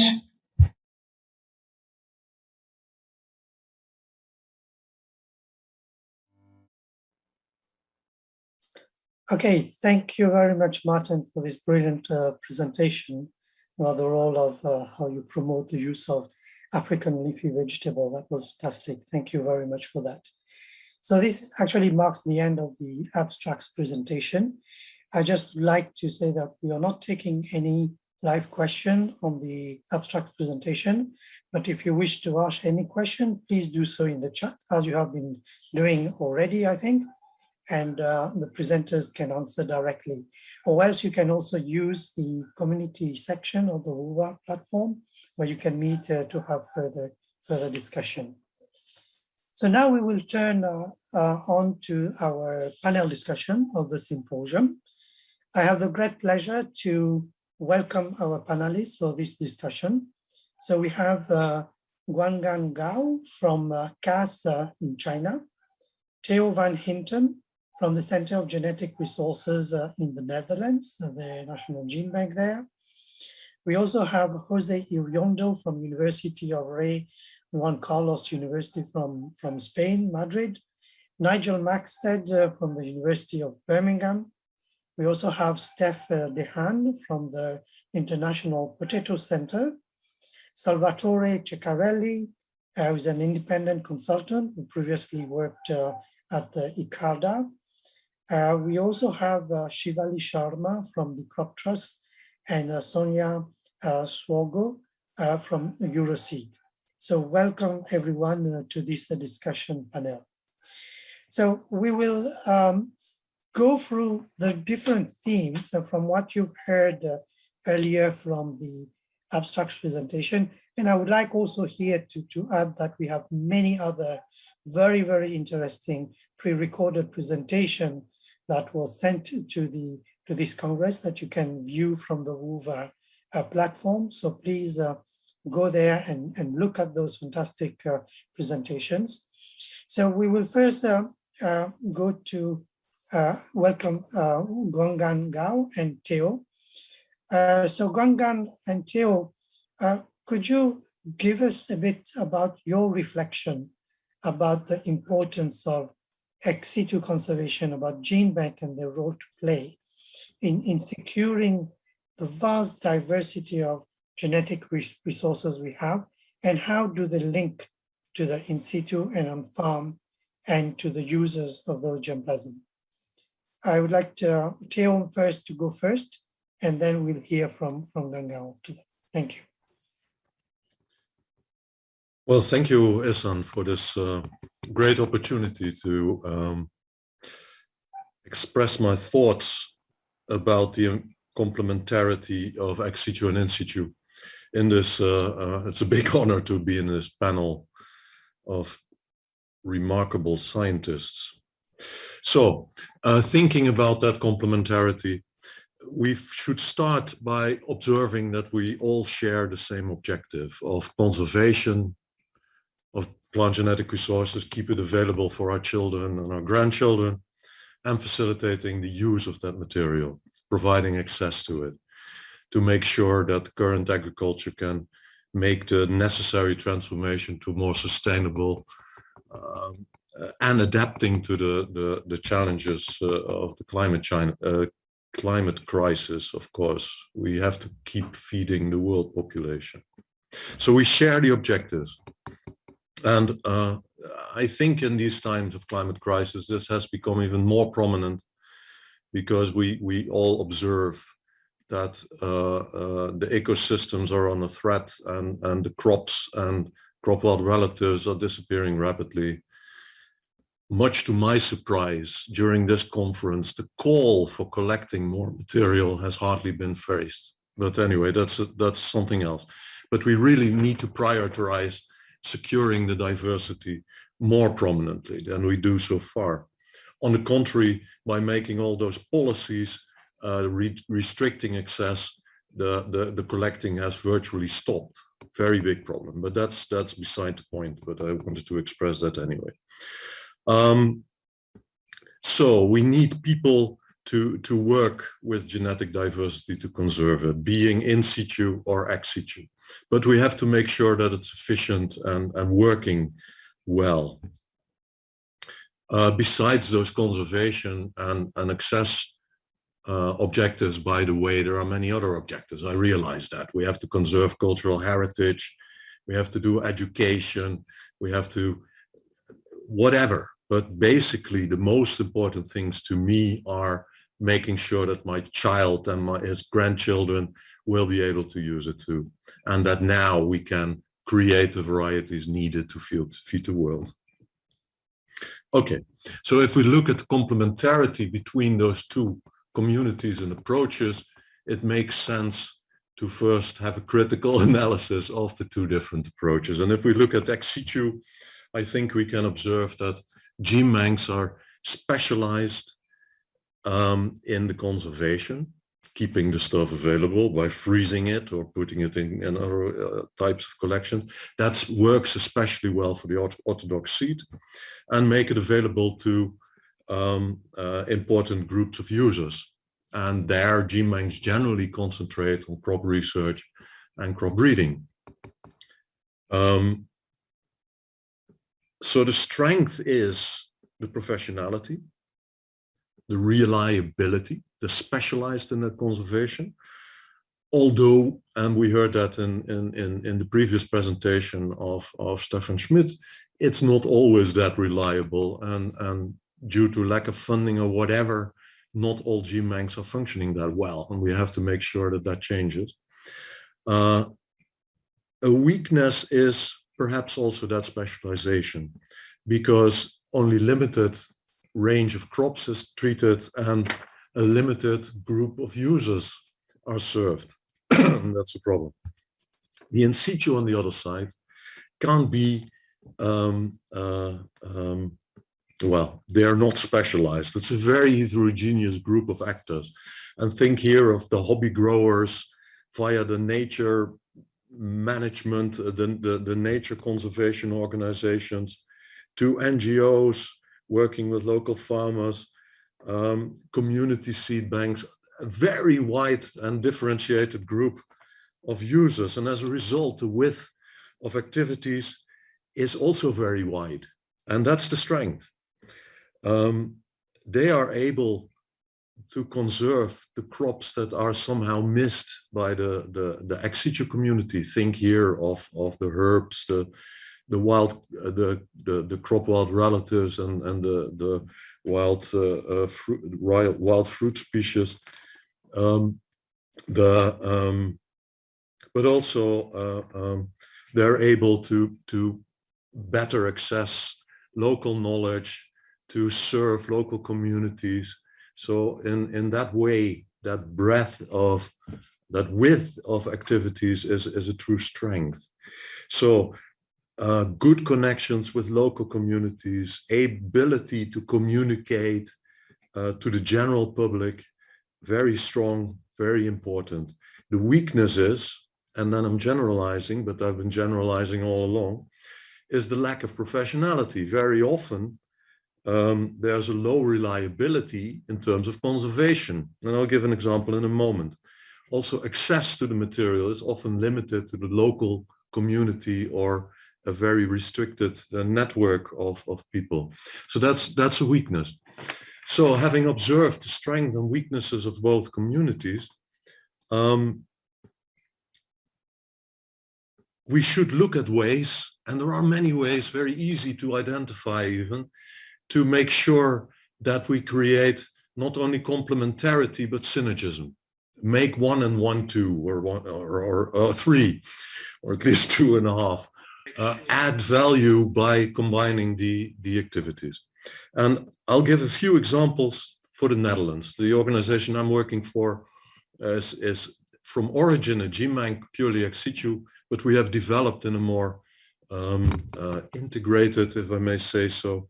And for example, we made an analysis of the crop wild relatives in our country.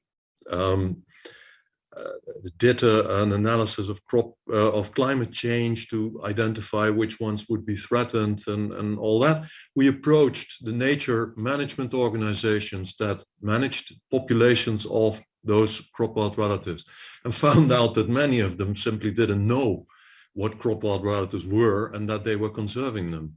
So in a dialogue, we agreed that we'll make backup populations, backup samples, and conserve them ex situ so that in case something goes wrong in their conservation strategies, the stuff is still available. We also agreed that we could publicize, at least with some organizations, we could publicize crop wild relatives grown in those areas.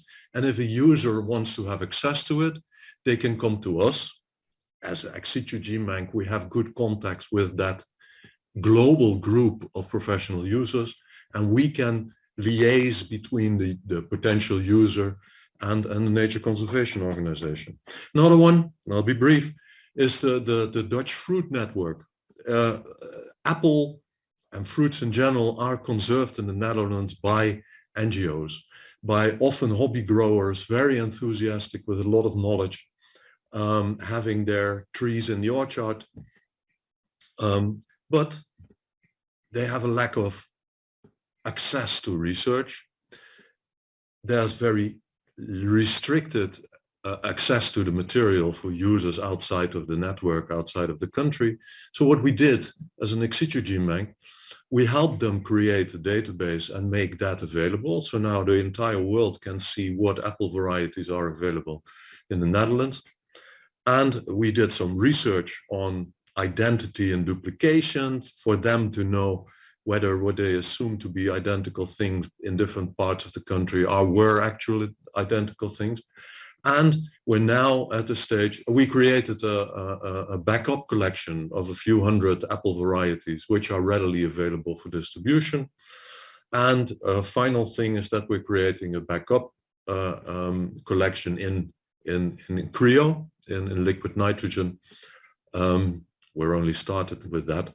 To make sure that if some terrible disease comes over the country, and we've seen terrible diseases like the Dutch elm disease, I think it's called, so it's called after my country even, would destroy the apples, that we still have the germplasm available in cryo.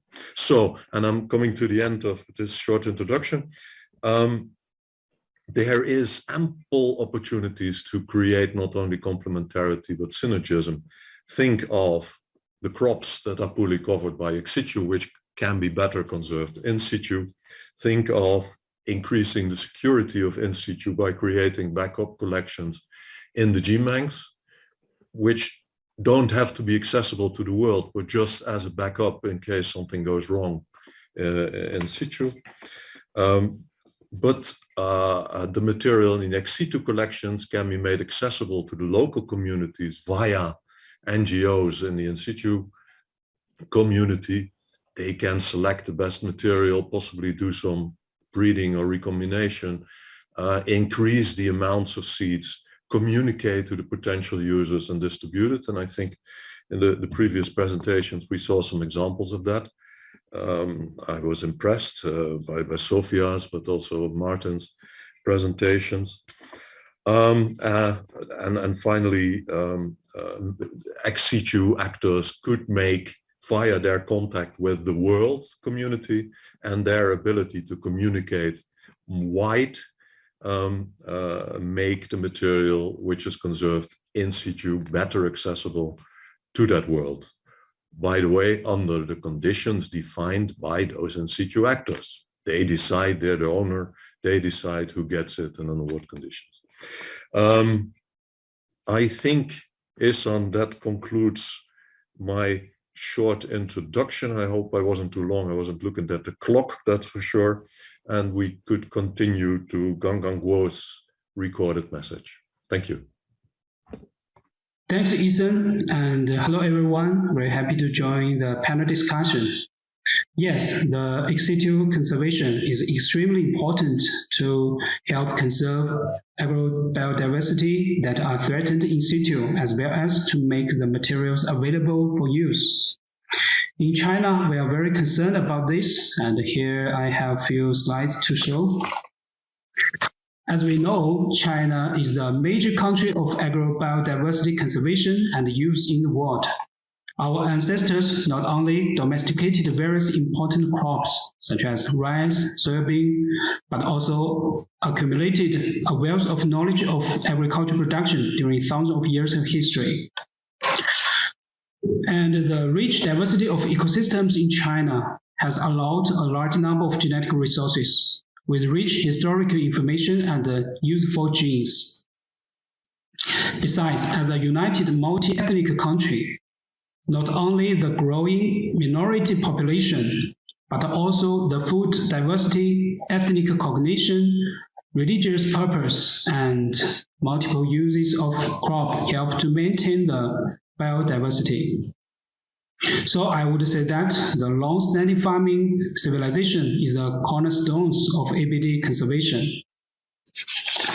In China, ABD conservation is a nationally coordinated system. So far, a total of 3 nationwide ABD survey and collection activities has been carried out.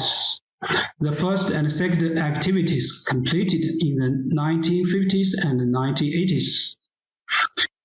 The third activity is started from 2015, covering 2,323 agricultural counties and representing a comprehensive understanding of Chinese ABD. The past 4 decades have not only witnessed the greatest economic and social changes of China, but also the most important stage of the establishment of the ABD conservation system. The system in China consists of 2 long-term gene banks, one in Beijing, and the backup gene bank is in Qinghai province. 10 midterm gene banks and 43 field laboratories. Until now, a total of 340 crops and over 523,000 accessions were collected and well conserved, among which 70% are China-specific land races and wild species. More than 80% have already disappeared in the production or wild. And the top 6 staple food crops shared about 55% storage, which coincides with the national food security strategy. At the same time, the system adheres to the public welfare conservation pattern of utilizing protection and protection in utilize. We hold on-site field exhibitions for scientists and breeders and popularization of science for the public annually.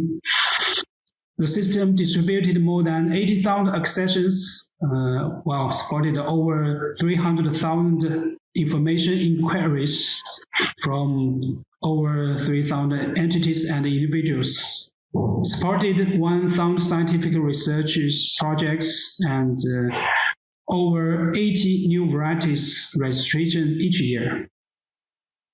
In recent years, it has also played an important role in using specific or diverse genetic resources to promote poverty alleviation in less developed areas, help to find out the old tastes of the hometown, creating rural industries and new agricultural tourism resources.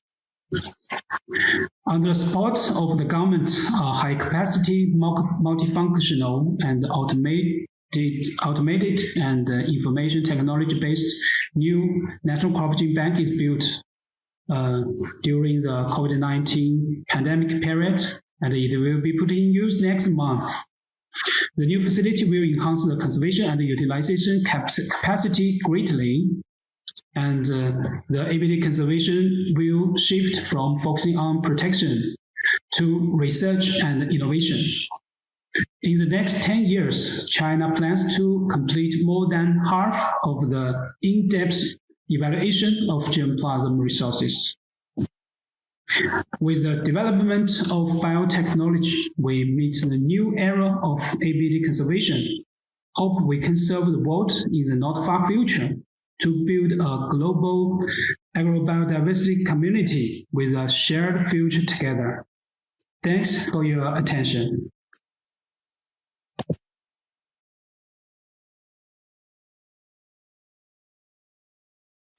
Great. Thank you so much, Theo and Gangan, for this presentation on the role of XC2. We now turn to the importance about in situ conservation So we have Jose Iriondo and Nigel Maxted who will speak about that. Jose and Nigel, both of you have many, many years of experience working on in situ conservation of plant genetic resources and in particular crop relatives. Can you tell us why it is so important to be conserving genetic resources in situ, as was also highlighted by Brigitte Baptiste in her opening keynote? And what do you think is needed to promote their conservation and facilitate their use? Over to you first, Jose, and then we'll hear from Nigel. Okay. Good morning, everyone. Eshan, it is important to conserve plant genetic resources in situ in addition to ex situ because this is where they originally occur. First, we must bear in mind that in situ plant genetic resources are not newcomers in agrobiodiversity conservation and use. On the contrary, they have historically been the primary source of genetic resources in the domestication of crops and plant breeding. The problem is that in the past, we have considered that plant genetic resources in the wild are a limitless source that can always be collected, used, or conserved ex situ. However, this is not true anymore. Crop wild relatives and wild edible plants, in the same way as other components of biodiversity in the wild, are suffering a severe decline due to human activity. While some of these species are threatened of extinction, most of the populations are suffering genetic erosion and reducing their genetic diversity. Consequently, we must do something about it. We must conserve these populations in situ. Having said this, we can name at least 3 additional reasons that justify the need to conserve genetic resources in situ. The first one is that, as we have seen in the abstract presentations, plant genetic resources in situ are vast in number. That is, for each of the thousands of crop wild relatives or wild edible plants we may be interested in, there may be hundreds or even thousands of populations that occur in different habitats with specific adaptations. We cannot aim at conserving them all ex situ. This is in fact not necessary, because many populations are in good shape and can persist on their own as long as humans do not modify or destroy their habitats. It is much cheaper to register the presence of these populations and to let the land managers know that they exist and that they need to be periodically monitored. The second reason is that natural populations of crop relatives are living laboratories where evolutionary processes take place and may provide new adaptations to upcoming changes in environmental conditions. For instance, the increase in the frequency and intensity of droughts or the arrival of new pests and pathogens. These populations can generate, in current times, the type of genetic diversity that is critical for the adaptation of our crops to global change. Finally, the third reason is that in situ conservation not only conserves the germplasm of the target genetic resources, it also conserves the whole ecological context, including, for example, insects responsible for pollination, fungi that help with nutrient uptake, or bacteria that provide tolerance to abiotic stress. Therefore, the preservation of the ecological context provides access to complementary genetic resources that may also be critical for the future plant breeding of crops. Consequently, it is more urgent than ever to start implementing in situ conservation. This requires, in its most basic form, 5 actions: to record the occurrence of crop wild relatives populations and wild edible plants from existing databases, to certify the presence today, to protect selected populations from human disturbance, for example, in protected areas or in farms, to periodically monitor the populations to confirm their well-being, and finally, of course, to allow access to the plant material so it can be used in plant breeding and farming. Thank you. That's all for me, and I pass the word now to Professor Nigel Maxted. Thank you, Jose. Thank you, Aishan, and thank you for the privilege of being able to give this talk. So my talk is going to pick up on what Theo said in his last comment. This is the link between in situ and the user. And basically, if we want in situ to become the true equivalent or the complementary, provide the complementary means of conservation to ex situ, then we have to have good access to the material that's conserved in situ. So how might you think that this link would actually work? Well, I think initially we all thought that the link would work by the user actually contacting the population maintainer. But in practice, if you think about this, and in terms of years of working with maintainers of populations, they have no experience of dealing with users. They know nothing about material transfer agreements, the Nagoya process, etc.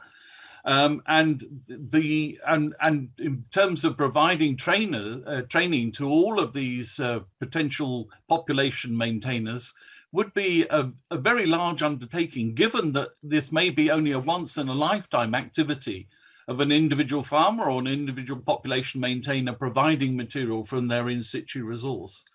So my suggestion or proposal is that we would access in situ material via the gene bank. So the gene bank, or as I prefer to call it, the Genetic Resource Center, because they're providing material from in situ and ex situ, already has vast experience and is shown to work well in terms of provision of material. So the question then comes, if you have the link from in situ to ex situ to users, how do we actually make that link work? So I'm going to share my screen now and show an image that I think will explain how that would potentially work. So here you have on the left-hand side, the in situ process, which is periodically offering samples that would go ex situ. And then we have potentially 4 different routes that the material would flow through the ex situ to the ultimate user. So the first is the material go into the normal ex situ collection. Now this is obviously, we know this works already. This is the way that the system already works. But the potential here is for enormous additional expense for the gene banks because they'd have an influx of a lot of material. So in other words, I think this is non-viable on a total, if we're doing systematic in situ conservation. The second option is black box, that the material flows from in situ into the gene bank and is held black box. So it goes through registration, cleaning, germination testing, but then is only available to the provider. Now, this doesn't meet the requirement of provision of the material to the end user. So I would suggest this is a non-viable option, or not the desired option, let's put it that way. The third option is that we take the material from the in situ, it's then transferred to the gene bank, it's registered, cleaned, and then packed and banked. And you see I've skipped over germination, because one of the ways I think of decreasing the cost of in situ backup and supply is to take out the step of regeneration. And if you're taking out regeneration, then you can take out also the step on germination. And so what you would have is periodic replenishment of the in situ sample. So say you did this once every 10 years, it would take out the requirement for generation, take out the cost of germination, and then would then make the material available. And also if the in situ material is held in the Genetic Resource Center, then it's available for characterization and evaluation. So along with the ex situ material, you have characterization and evaluation of in situ material. The fourth option is demand and supply. So that's we wait till there is a demand for a material from an in situ source, and then the gene bank would collect the material and make it available. Now, I think this fourth option, again, is a relatively inexpensive option, but it does mean that it's totally reliant on knowing what material is held in all in situ populations. And I think also it has very limited practical use. So I would like to suggest that the third option, which is in situ backup and supply, is not that expensive and provides the best option of providing characterized and evaluated material to the end user. So that's my very brief 5-minute presentation on how to implement, how to make this link between the in situ via ex situ to the user, and that way we can have truly complementary conservation. Thank you very much.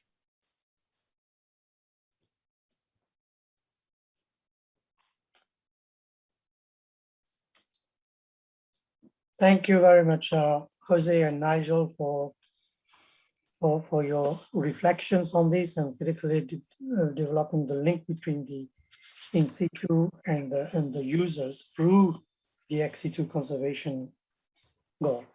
Thank you. So now we move to the next panelist, who is Steph Dehan and Salvatore Ceccarelli.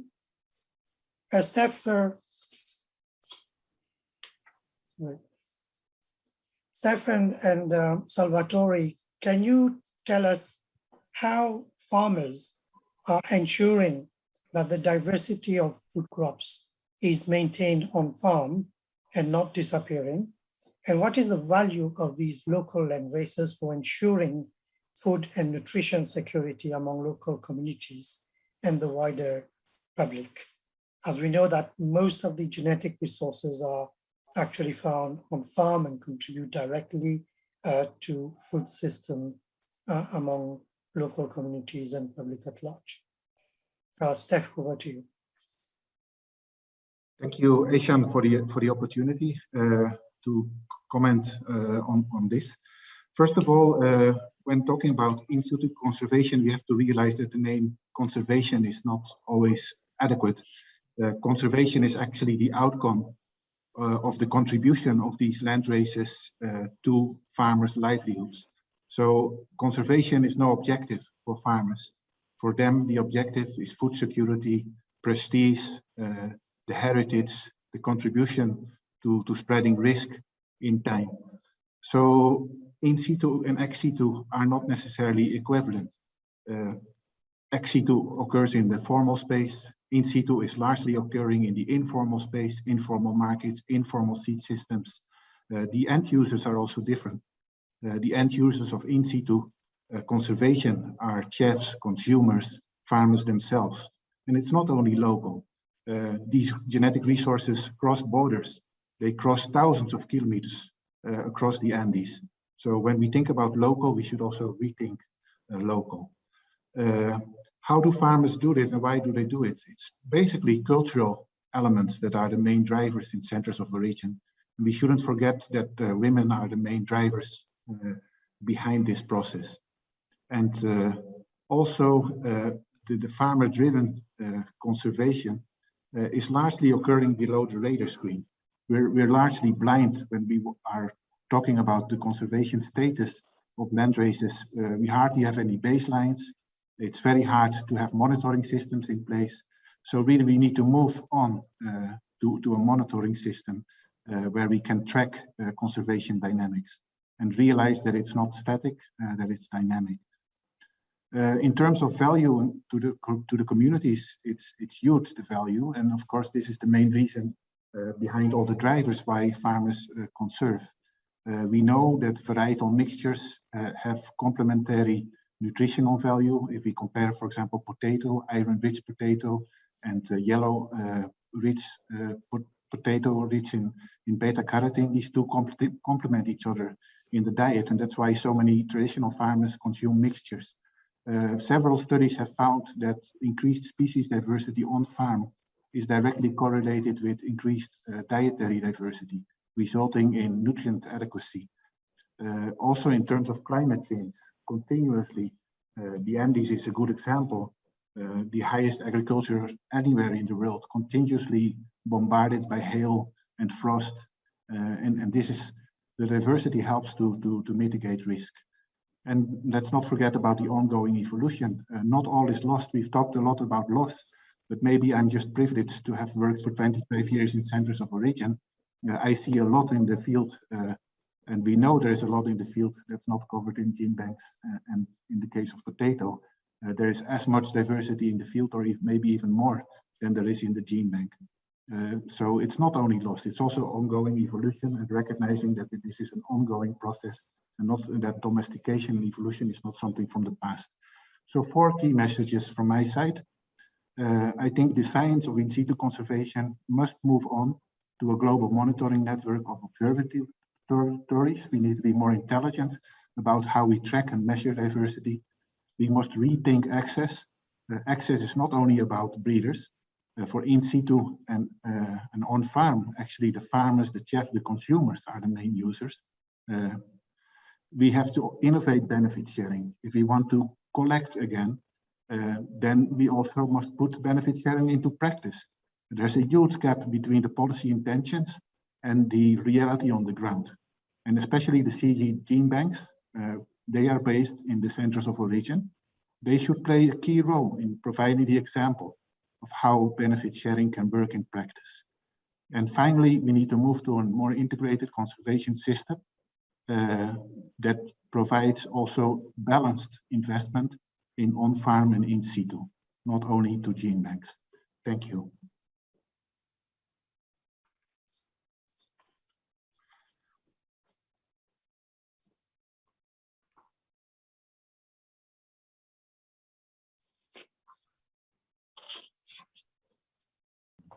And off to Salvatore to begin. Good morning, good afternoon, good evening. Thank you very much for inviting me to this.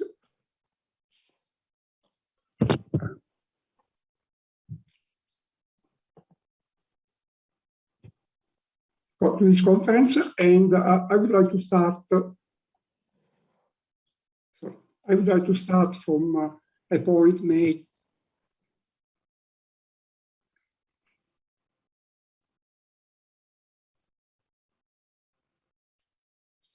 by Stefan when he mentioned about the adaptation of. Can you hear me? Yes, we can hear you, Salvatore. Go on, carry on.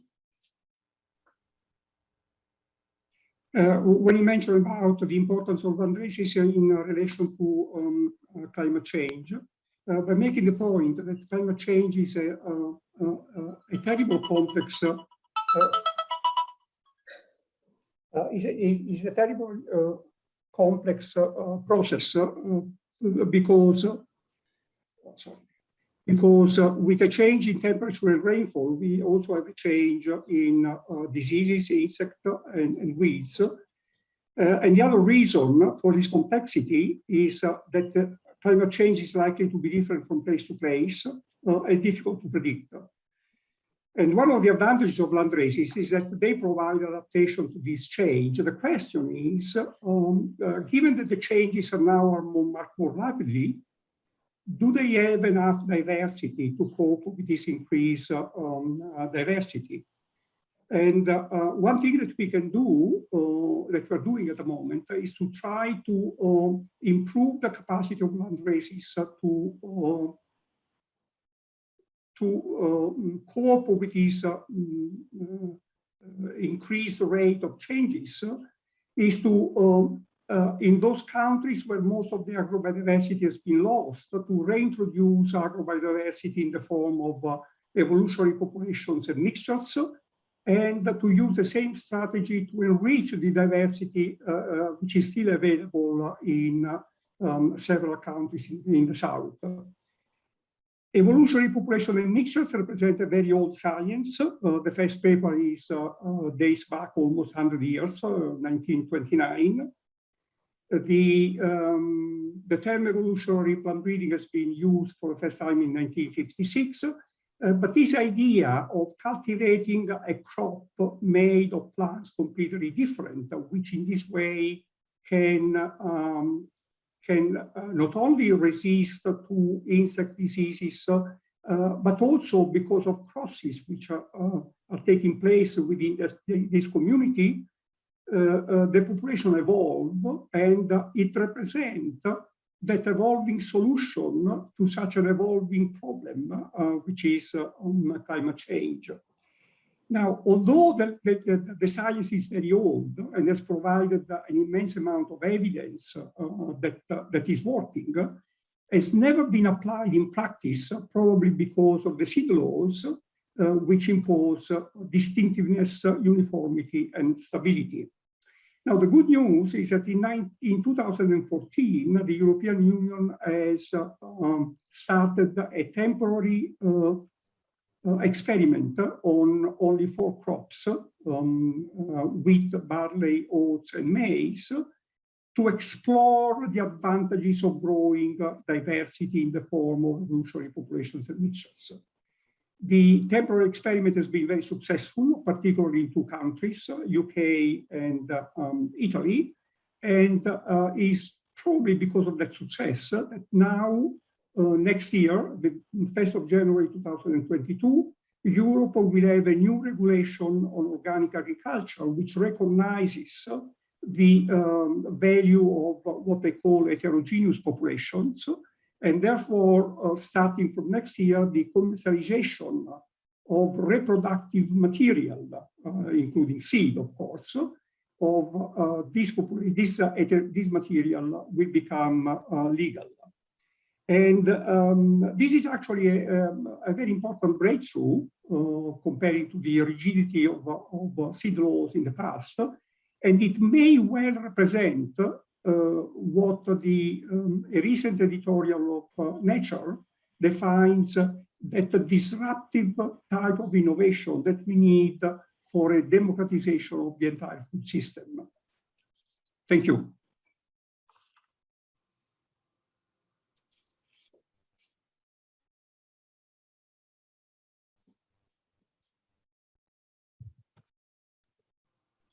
Okay. Thank you very much, Salvatore. We heard you very well, loud and clear, so thank you very much for your intervention here. Okay, our last 2 guest speakers, Dr. Shivali Sharma and Sonja Sogo. So Shivali and Songa, throughout this Congress, we have heard that genetic diversity is really the foundation for sustainable and resilient food production. And yet these resources are not always used or accessible despite a recognition of their value. What do we need to do then to valorize these genetic resources and ensure that we are making the best use of them for sustaining food production in the world? And what does it take to make them more accessible? Over to you, Shivali.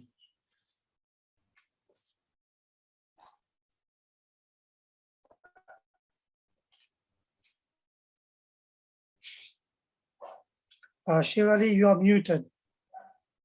Shivali, sorry, you are muted. Yeah, I'm sorry. Hello, everyone. Thank you, Ehsan, for this question and for inviting me to this conference. So I'll say that agrobiodiversity has played an important role in the evolution of human civilization, starting from the shift from nomadic life to the settled agriculture. And it will continue to serve as the backbone for sustainable growth in agriculture in future. Regarding the conservation of agrobiodiversity, specifically the plant genetic resources, about 7.4 million germplasm accessions of different crops have been conserved in over 1,750 gene banks worldwide. But if you see the utilization, only a small fraction, which is reported to be about 1%, or in some cases even less than 1% of this collection, has been used in crop improvement programs. So I will say that to make these germplasm conservation efforts more meaningful, we need to develop strategies for their efficient and effective utilization in order to ensure global food security. But for the utilization of these resources, we must know that what is conserved in this collection and what is the value of these genetic resources. So it is interesting to hear a similar concern in some of the presentation in this conference. So I will say that to valorize our genetic resources, we need to have high quality, in-depth characterization and evaluation data. This data, along with the passport data, as well as the traditional knowledge, practice and experiences associated with these genetic resources should be properly documented.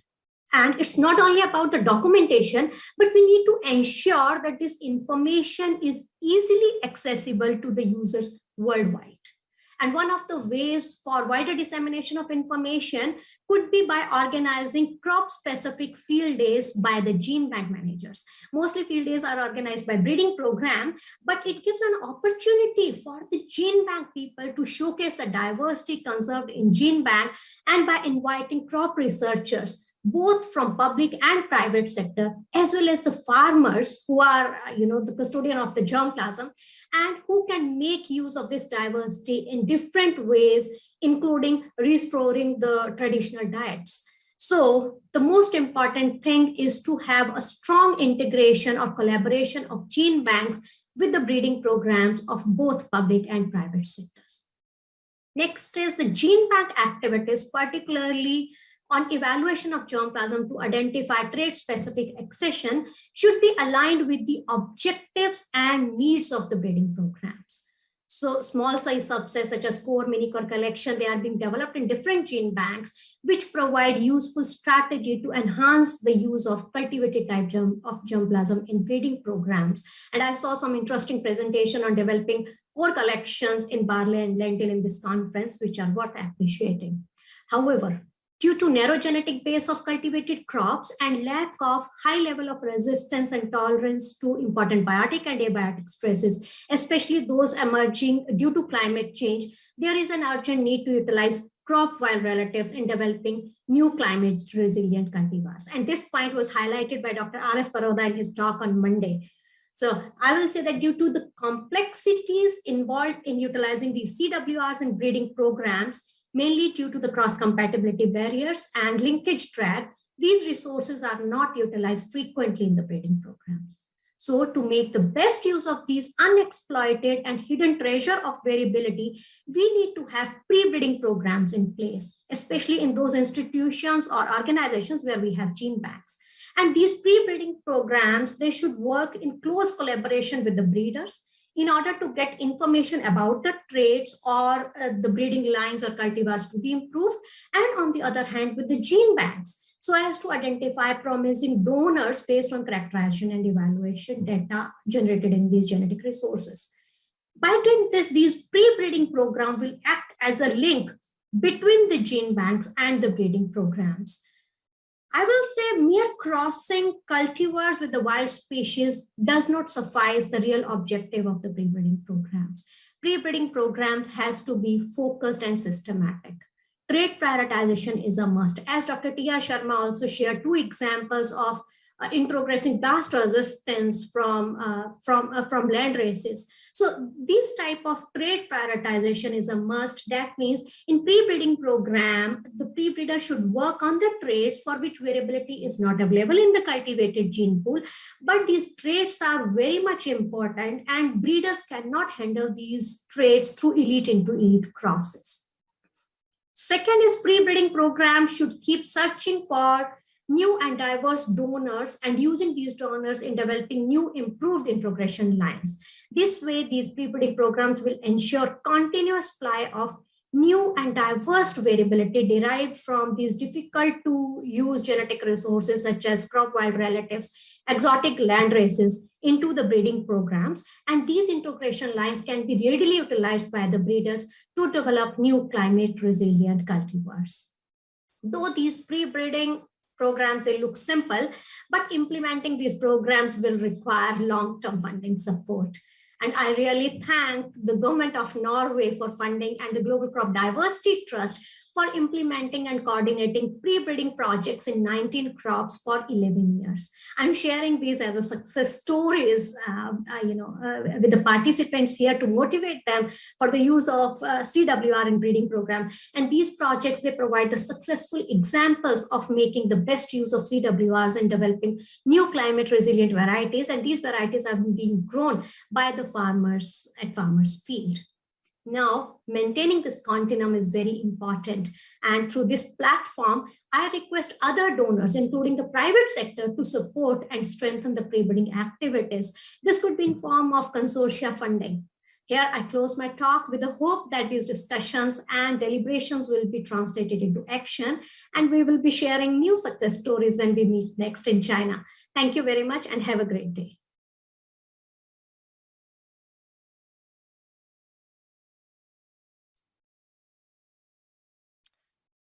Hello, good afternoon to everybody who is listening to this interesting panel discussion. And thank you very much for the organizers for inviting me to this event. My name is Tanja Čerge and I work for Euroseeds, which is the European Regional Association of Plant Breeders and Seed Companies. And I would like to briefly explain you the role of the private sector and the interest of the private sector in conservation, sustainable use, and the integrated approach. So maybe first a little bit about what actually our members who are commercial plant breeders do in relation to genetic diversity. They actually add value to genetic resources, add value for the benefit of farmers, growers, consumers, and society at large. So actually, through using genetic diversity, they are creating new diversity. They are not exploiting or over-exploiting biodiversity, but really using genetic resources, combining resources, and with that combining characteristics with the view of creating new combinations of characteristics, so new diversity. And obviously, if you think about all that like that, to create new diversity, there is need for access to existing diversity. So the availability of the widest possible genetic base is really key for plant breeding to be able to continue. And of course, if we want those resources to be available, first of all, they need to be conserved. So the interest of the private sector in conservation of genetic resources is really important. It's key for us that those resources remain conserved. Breeders are in general in favor of all approaches to conservation, be it in situ, on farm, or ex situ. But of course, the preferences are determined by the availability and the accessibility of those conserved resources. Because of course, if breeders cannot have access to the conserved biodiversity, then they cannot do their work of adding value to those genetic resources. That means that there is a slight preference of the commercial breeding sector for in situ conservation. But of course, the integrated approach that we are talking here is of very important value, and it's very interesting for us to be involved and study how this can work in practice. So from our perspective, to enable adding value to genetic resources, I would say that there are three elements which are very important to emphasize. One is conservation, second is evaluation and characterization, and the third is access, in that sequence, of course. So I would like to give you a few examples in how breeders are involved in all those elements, and what are the aspects which are really important for us to enable adding value. So when it comes to conservation, commercial breeders and seed companies conserve themselves genetic resources because they usually have their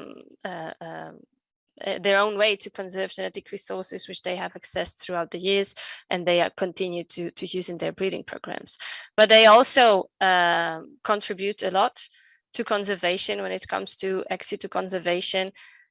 They work together with Genebanks at the national level, sometimes also at regional levels, or at least more than national level. They contribute financially and they contribute in kind. At least from my region, which is the European region, we have many examples in different countries where there is a very active collaboration between private companies and Genebanks, mainly companies doing regeneration evaluation work for Genebanks as an in-kind contribution to conservation. When we go to the step of evaluation and characterization, of course, I think it was also emphasized by Shivali that the more information is available about resources, the better those resources can be used in practice.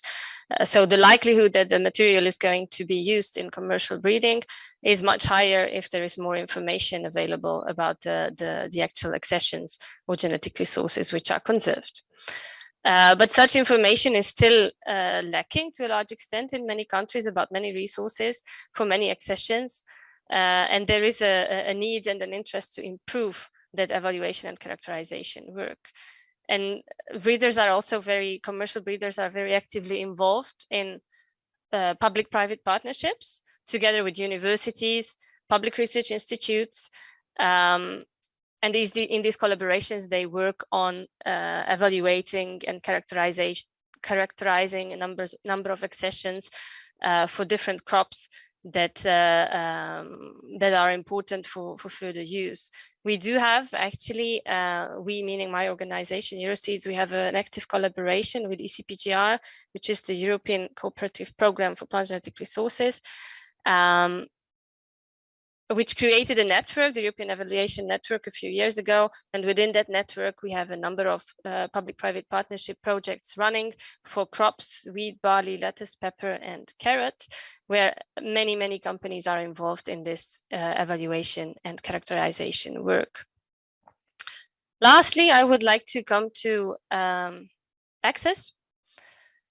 Last but not least, of course, I think it was also mentioned by other speakers earlier. Of course, to be able to add value to the genetic resources which are conserved, it's instrumental that breeders have access to the conserved biodiversity for use in commercial plant breeding. The current policy framework is not really, the current policy framework of access and benefit sharing is not very favorable for this.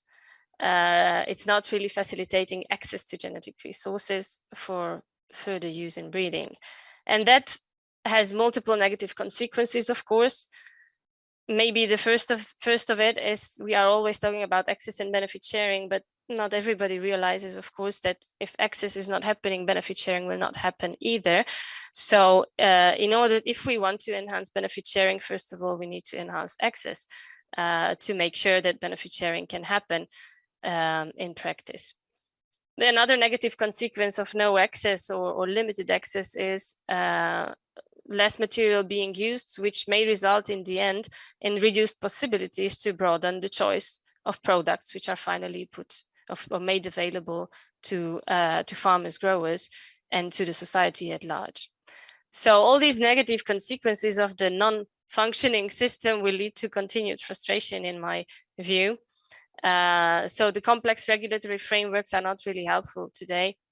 We need simple and pragmatic approaches which favor quick innovation in plant breeding and allow this innovation to continue. Just to conclude, a last thought from my side. I think we are many and very diverse actors together in this plant genetic resources community. We have maybe different profiles and different strengths and weaknesses and maybe different views sometimes on some of the aspects, but the objective of conservation and sustainable use that we are working for is shared. And I really believe that collaboration is very key to improve, to deliver on this objective.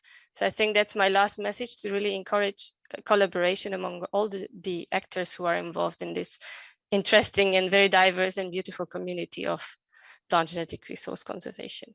Thank you.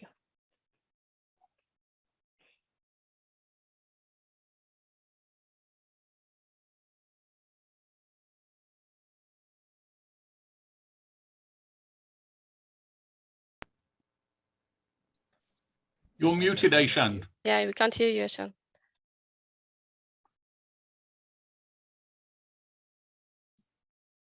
I apologize for that. Yes.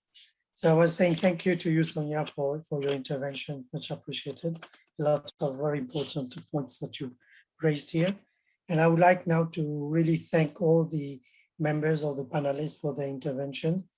And unfortunately, our co-chair has been having some issues and would not be able to co-chair the next session, which is the Q&A session. So I will basically take over from him to do that.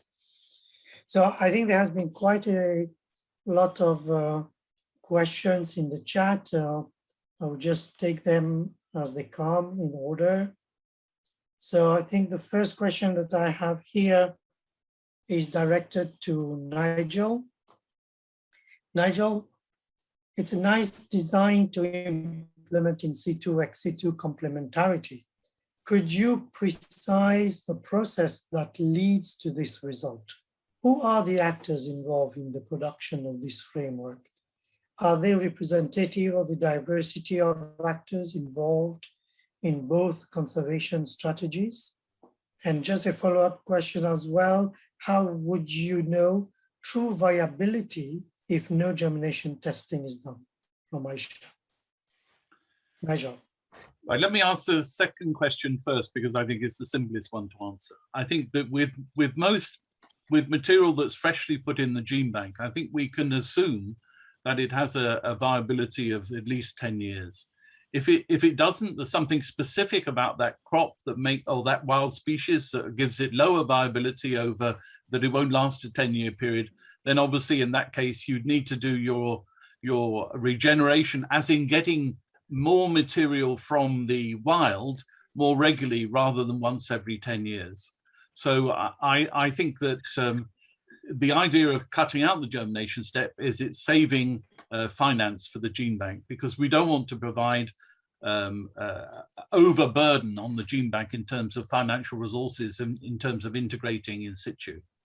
So the first question, which I think is perhaps a more important one, is how are we actually going to move this into practice? Well, I raised the 4 options as potential options, and I've discussed them significantly within our Farmers' Pride project at the various meetings we've had, and also with a personal dialogue I've had with my friend Theo van Hinten. He and I have been really developing these ideas together in parallel, perhaps, and I don't think what I presented truly reflects what Theo thinks. But I think by having this dialogue between the in situ and the ex situ community, we can move to a stage where in situ is seen as a mode of conservation, but a mode of conservation which is linked to a particular gene bank. So if you're working, say, in the Netherlands, then obviously you'd be doing in situ conservation in collaboration with the National Gene Bank, which is the CGN. And then that CGN would then provide access through to the user. So how this is actually done, I think it's going to be done at the bottom-up level. In other words, it'll be individual countries deciding. It'll be the director of the National Gene Bank deciding, right, we want to promote in situ conservation and link to use. For them then to make the link with either, if there is an in situ network, with an in situ network, or with in situ sites if there's not an individual sites, if there is not an existing network, and then making that link through to the user. So I don't think we can have this as a top-down activity. I think it will evolve over time. But I do see, if we are going to set up, if I'm moving now into talking about in situ networks, the initial idea of in situ networks would mean, I guess, or people would think it meant, that it's entirely focused on in situ conservation. And I think that's wrong.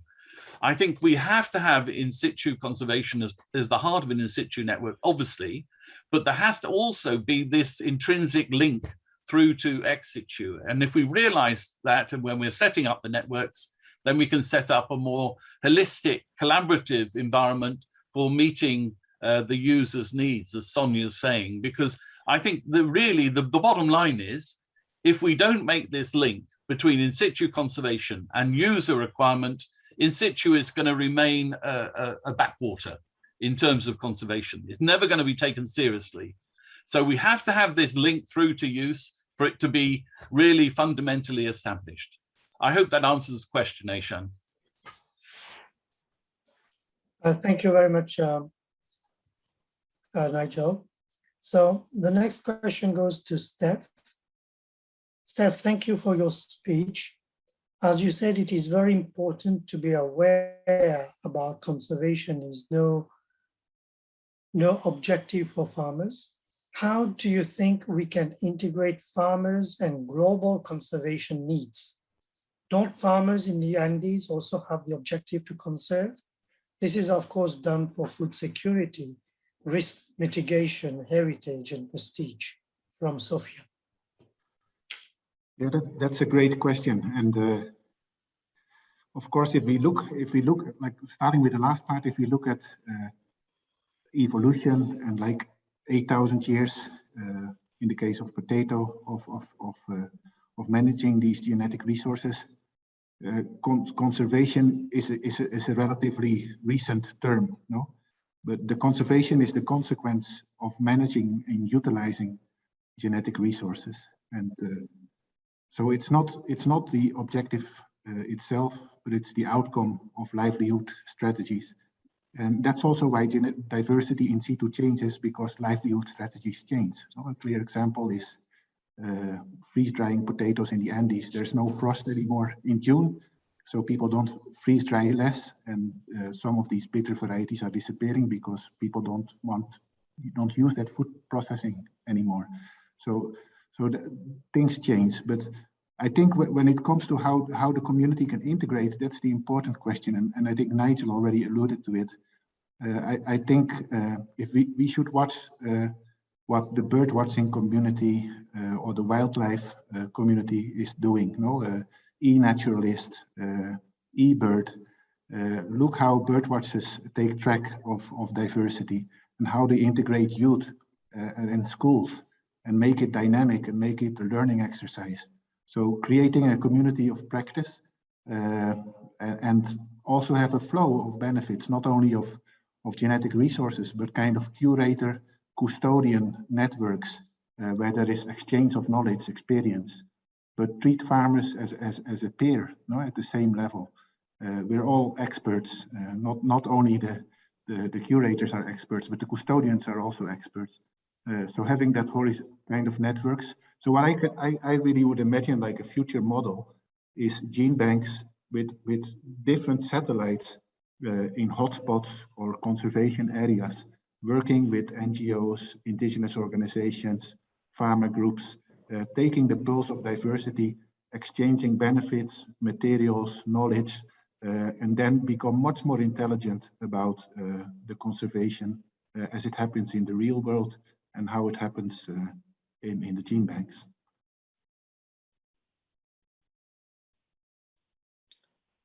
Thank you, Steph. I hope you can hear me. I've been having a little bit of internet connectivity here. If you can hear me, that's great. Well, thank you, Steph. I didn't catch everything you said, but I'm sure you have enlightened the audience on that important question. So if all good, let me check on the next question that I have here. Okay, this is for Shivali. How do you see the role of genomics in pre-breeding, especially trait identification in exotic?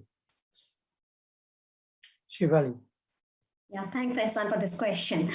So use of genomics in pre-breeding is important, but as I said, our role is to identify the traits which are not present in the cultivated gene pool. So one thing could be, we want some unique traits or unique alleles which we would like to introgress into the breeding pipeline. So genomic tools can be used to identify whether the allele present in these exotic is same as that was there in cultivated ones or it is different. Second is for QTL and candidate gene discovery. And once those QTLs, and then again, it depends on the genetics of the trait, because we assume when it is coming from the wild species, these alleles could be different from the one which we had in the cultivated background. So we need to identify the QTLs and the candidate genes responsible for expression of those traits in the wild species by developing those pre-breeding population. And then we can use those things later on in for the precise integration of those particular traits into the breeding pipeline for marker-assisted selection. So that's how we see the use of genomics. But again, it depends on the funding availability. So for me, I will say phenotyping is much more important, and high throughput precise phenotyping followed by use of these markers should be taken into consideration while developing these pre-breeding products. Hope I answer your question. Thank you. Thank you very much, Shivali, for your answer to this question. Right, the next question I have here.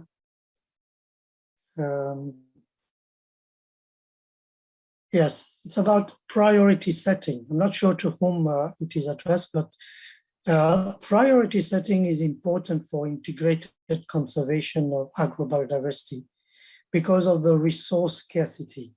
We cannot conserve everything. The issue is how to design strategies and targeted actions for setting priority for integrated conservation, combining both in situ, on farm, and ex situ. Any one of you who wishes to take that question?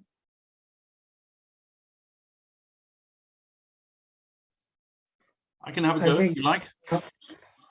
Sure, okay, go ahead, Nigel. So I think in terms of crop wild relatives, but also in terms of anything, we have natural priorities.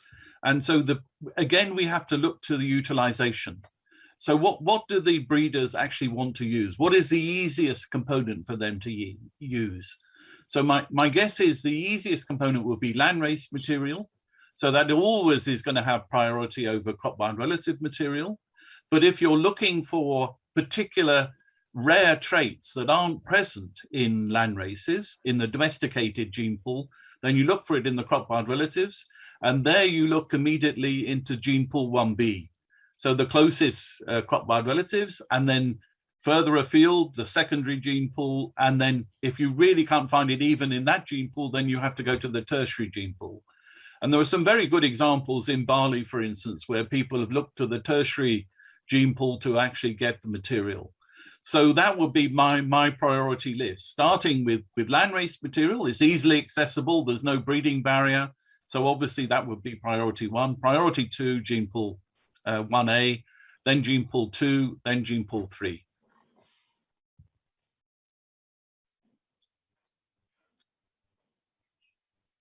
Thank you. Anybody want to add to what Nigel has said? Jose or Theo, you also commented briefly in your intervention about.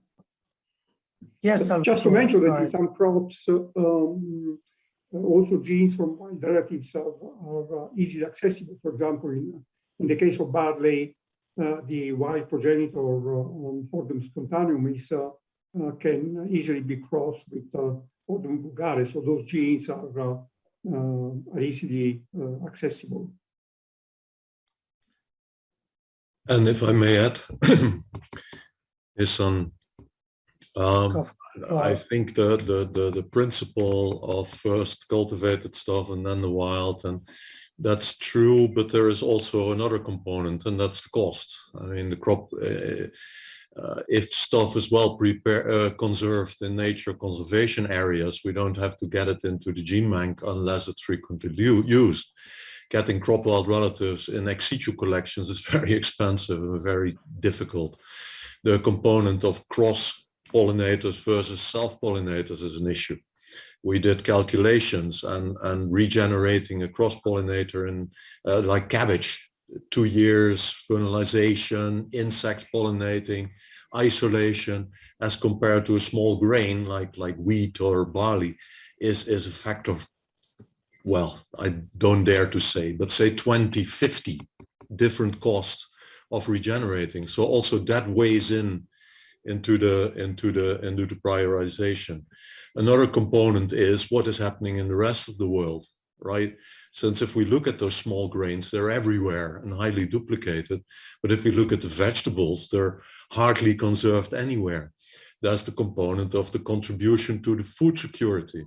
And there, of course, the small grains are more important than the vegetables, but the vegetables are important too, right?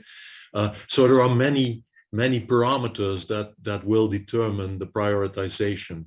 In practical terms, an in situ actor, a hobby grower of apples will simply grow apples. He's not interested in all those parameters. He simply loves to have his collection of apples in his backyard, right? So there's also that personal motivation that will determine what crops and what methodologies are used. So it's a bit more complex than simply setting the priority list to modern varieties, land races, 1B, and other crop wild relatives. But that's the basis. I agree with Nigel on that. Thank you. Thank you. Right, we have another question here. In Guatemala, the small farmers are important for the conservation of seeds. But new era, the new generation are no longer engaged in agriculture and biodiversity is eroded outside of seed bank. What other strategies do you suggest? Maybe I can take this question. Yes, Steph. Yes. Guatemala is a special case. No, it has been studied in the past, and I think Jacob van Etten did some work for his PhD thesis in Guatemala. But if we talk about smallholders, then the smallest of the smallholders are in Guatemala with really 1,000 square meters, 800 square meters, very small farms. So the same is happening in the Andes. A lot of the young people are moving to the city. They're having more urban, rural linkages. They're only part-time farmers.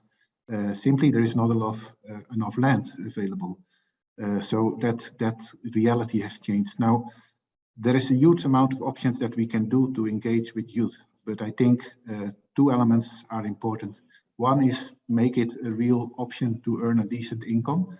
So, for example, working with these traditional varieties and cuisine and chefs has turned out in Mexico and Peru to be a very good alliance. Young producers and top chefs sourcing from each other and kind of these high value markets. Also markets that are able to absorb mixtures and work with seasonal products. That is one aspect. The other aspect is to link to education and make it also these old ancestral aspects and make them modern. No? Work with digital tools, education, applications for crowdsourcing with youth of these varieties. That will also put this diversity kind of in a new context and revalue it socially in the food environment at home and at school. No? Those are just two options. Ishan, can I add to Steph's two options? Yes, of course. So Steph, when he was talking, was quite rightly saying that it's to do with making sure the farmer has a benefit from the maintenance of growing land races. So he talked about giving them more finance for doing this. And I think I'd like to highlight two potential options here. The first, which I know Steph knows about, but just to elaborate on his point a bit. The first is the added value. So it's very important, I think, if we're doing land race maintenance, to add value to the products produced by the farmer. That will give increased benefit to the farmer, so the farmer then is less likely to switch to high-yielding varieties. The other option is, I think it was mentioned in one of the talks already, I'm sorry, I can't remember who it was incentive payments. So I think increasingly we can see that in terms of on-farm and in situ as well for conservation of crop wild relatives, governments will turn, I think, in due course to providing real payments for the public good of maintenance of land races, diversity, and maintenance of crop wild relative diversity. And I'd like to highlight, it hasn't come up in the discussion so far, highlight that the UK is the first country in the world, I think, to actually have not payments to one or two farmers, but payments across the board to farmers in terms of conservation of land races and crop wild relatives. Now, this is still being implemented, so I'm not saying today that every farmer that has crop wild relatives or grows land races in the UK is receiving a payment. But we are developing the process at the moment of instigating this. And it is not just for one or two farmers. This will be for the whole country. So it really will have a very significant benefit to plant genetic resource conservation in the UK. Unfortunately, the UK is not a country that has enormous genetic resources, and it would have more impact if it was able to be done in countries that really had a lot of genetic resources value. Thank you, Aishan. Thank you so much, Nigel, for this compliment. Hello, Ethan. I also want to add a few points. Can you hear me? Of course, Gangan. Please go ahead. Actually, we have this similar situation as Guatemala. The younger no longer to put in their efforts in the agriculture production, but we have some experience to share. Just like in some county, they build the biodiversity park, not only to conserve the agrobiodiversity, but also to make some specialist farmers to maintain them, and also can just like what I showed in the slides, they can get some tourism resources for this area. So I think it's what we do is to protect in the utilization and conservation in in use. Just that. And perhaps, may I, Ihsan? Yes, of course, go ahead. I mean, in the question it says outside of Genebanks, but let's be aware that we need to have it in the Genebank, because if a farmer stops growing its variety, it might get lost. So let's first make sure it gets in the Genebank, and then think about the answer to this question. A small point, but a very, very important one. Can I just follow up on that, Theo? I was burning to ask you that question.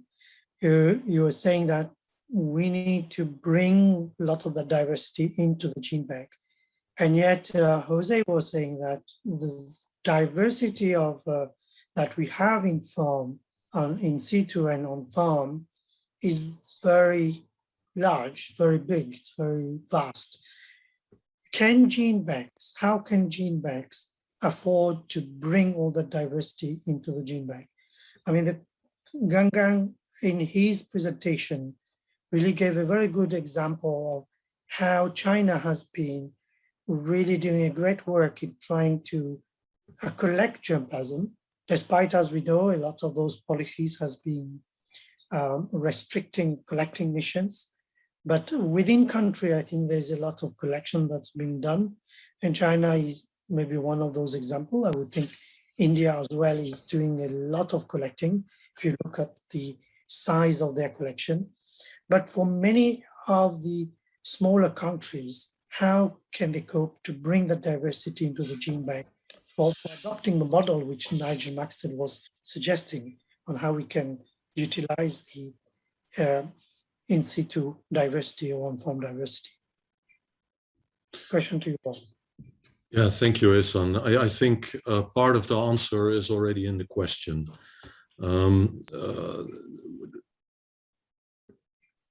We need to get much of the material in the gene banks. We don't need the material which is conserved in situ properly. And if we talk about crop wild relatives, let's not over exaggerate here.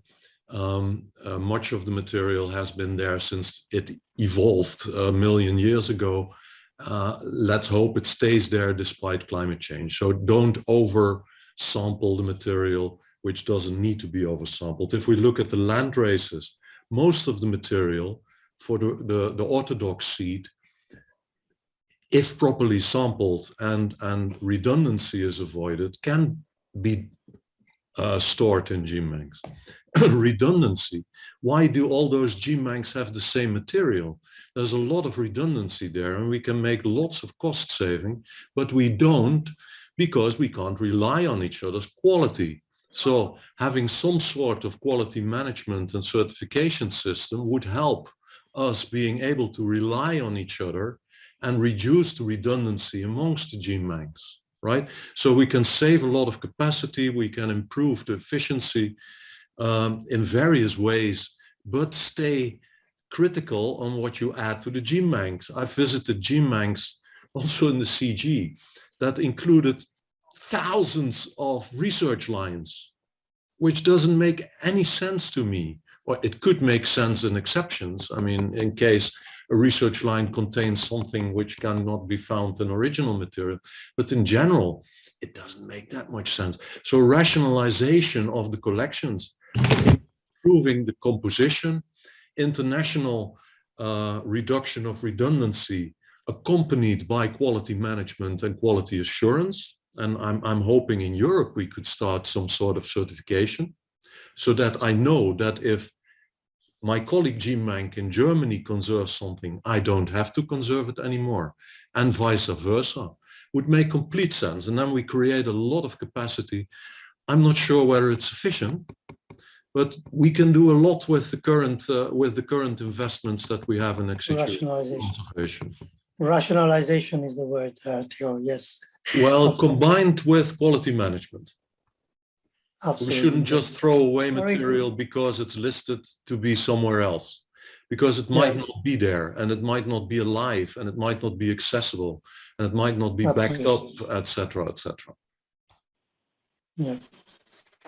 Unfortunately, we're running out of time, so it was really a great dialogue between all of us, and I think I would like to thank all the panelists today: Sonia, Steph, Shivali, Salvatore, Theo, Jose, Nigel, and Gangan, for their reflection on this really hot topic about conservation and use. It's not always that straightforward to conserve and make these germplasm available, but I think we've had a terrific discussion ahead. And thank you also very much to the audience to have asked a very interesting question and clarifying question.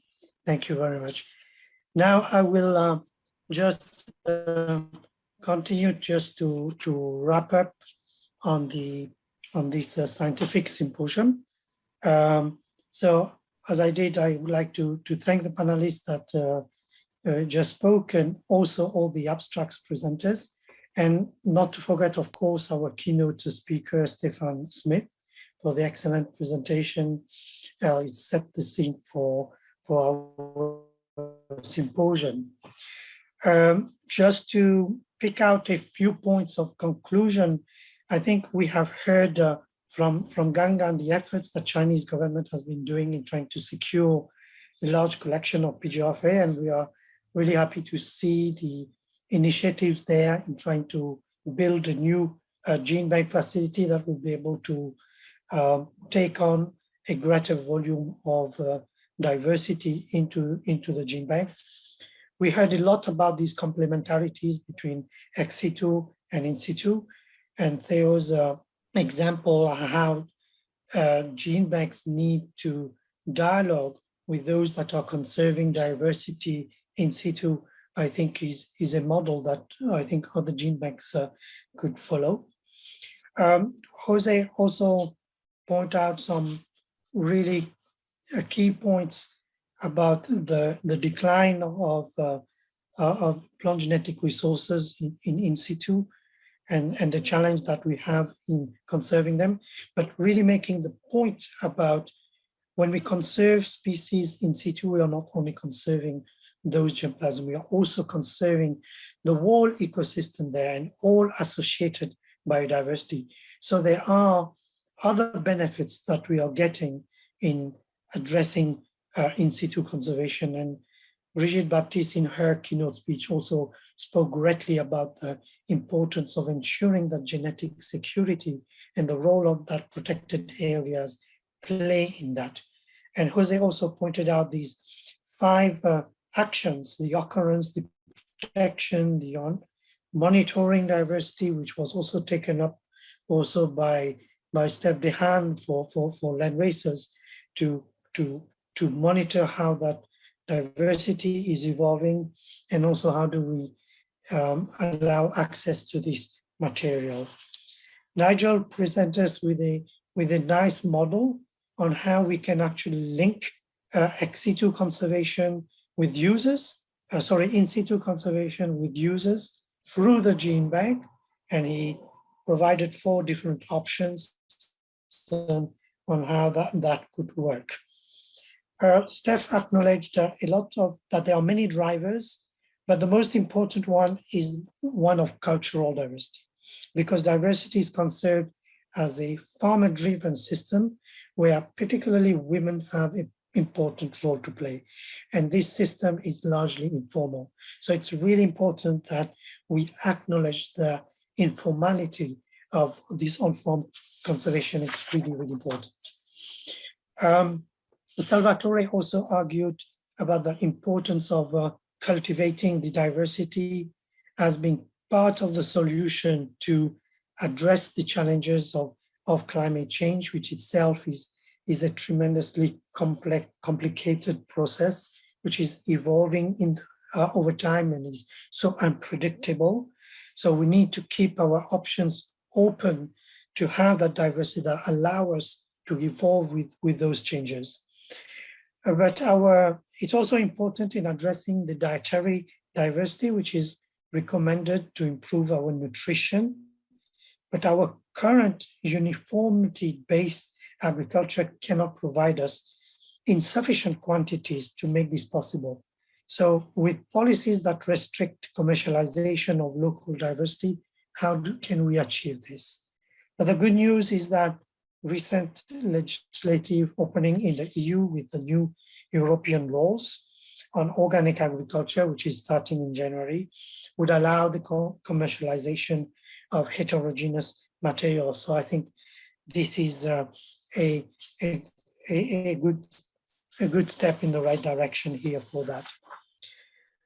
How do we use that diversity? Shivali, I think, touched upon some of the reasons on how germplasm is not adequately utilized and the need to have more precise characterization and evaluation to valorize our genetic resources. She spoke about the need for documenting the characterization data, but not only that, but also the traditional knowledge and the practices associated with that. An important strategy would be to promote use of genetic resources through developing small subsets of accession. The easy access to germplasm has been commented by many other members of the panelists, Shivali, but also others. And this is really a hot debate at the moment. And this debate is not going to stop here. This is going to be taken up in the policy forum that we will have later on during the day today. It is also recognized that crop war relative is a source of novel allele that is waiting to be exploited. We also heard of the success of the Crop Trust 11-year project on how they've been trying to address this issue and how we can utilize these crop war relatives through supporting pre-breeding activities. And Stephen Smith also touched upon that in his keynote speech. And this type of initiative need to continue, particularly in the countries in the South as well, because this is the one that really needs that diversity. So finally, we heard from Songya, from representing the European seed sector, how genetic diversity is really important even for commercial breeders. They use genetic diversity to add value to genetic resources and create new diversity. Thus, for breeders, the conservation of these genetic resources is critical for the future, but also their availability and accessibility is critical. If not, what is the point of conserving them? Without access, plant breeders cannot conduct their work and cannot add value for the benefit of farmers, growers, consumers, and society at large. So breeders are doing quite a lot, as we heard, towards conservation and adding value. Commercial breeders and seed companies, they are contributing to conservation both financially, as the example given in the Netherlands, where companies generate material for national breeders. So I think this sort of sum up, the points that our panelists has brought to this discussion. So with this, I would really like, it's time really to conclude this symposium. So a big thank you again for all the participants in this symposium. And thank you so much to the audience for your active participation. I could see a lot of discussion going on in the chat. I've not been able to follow all of them, but the discussion can continue in this community section of the WOVA platform. So thank you very much. I pass the floor now back to the organizers for the next session on indigenous people. Thank you very much. Thank you. Goodbye.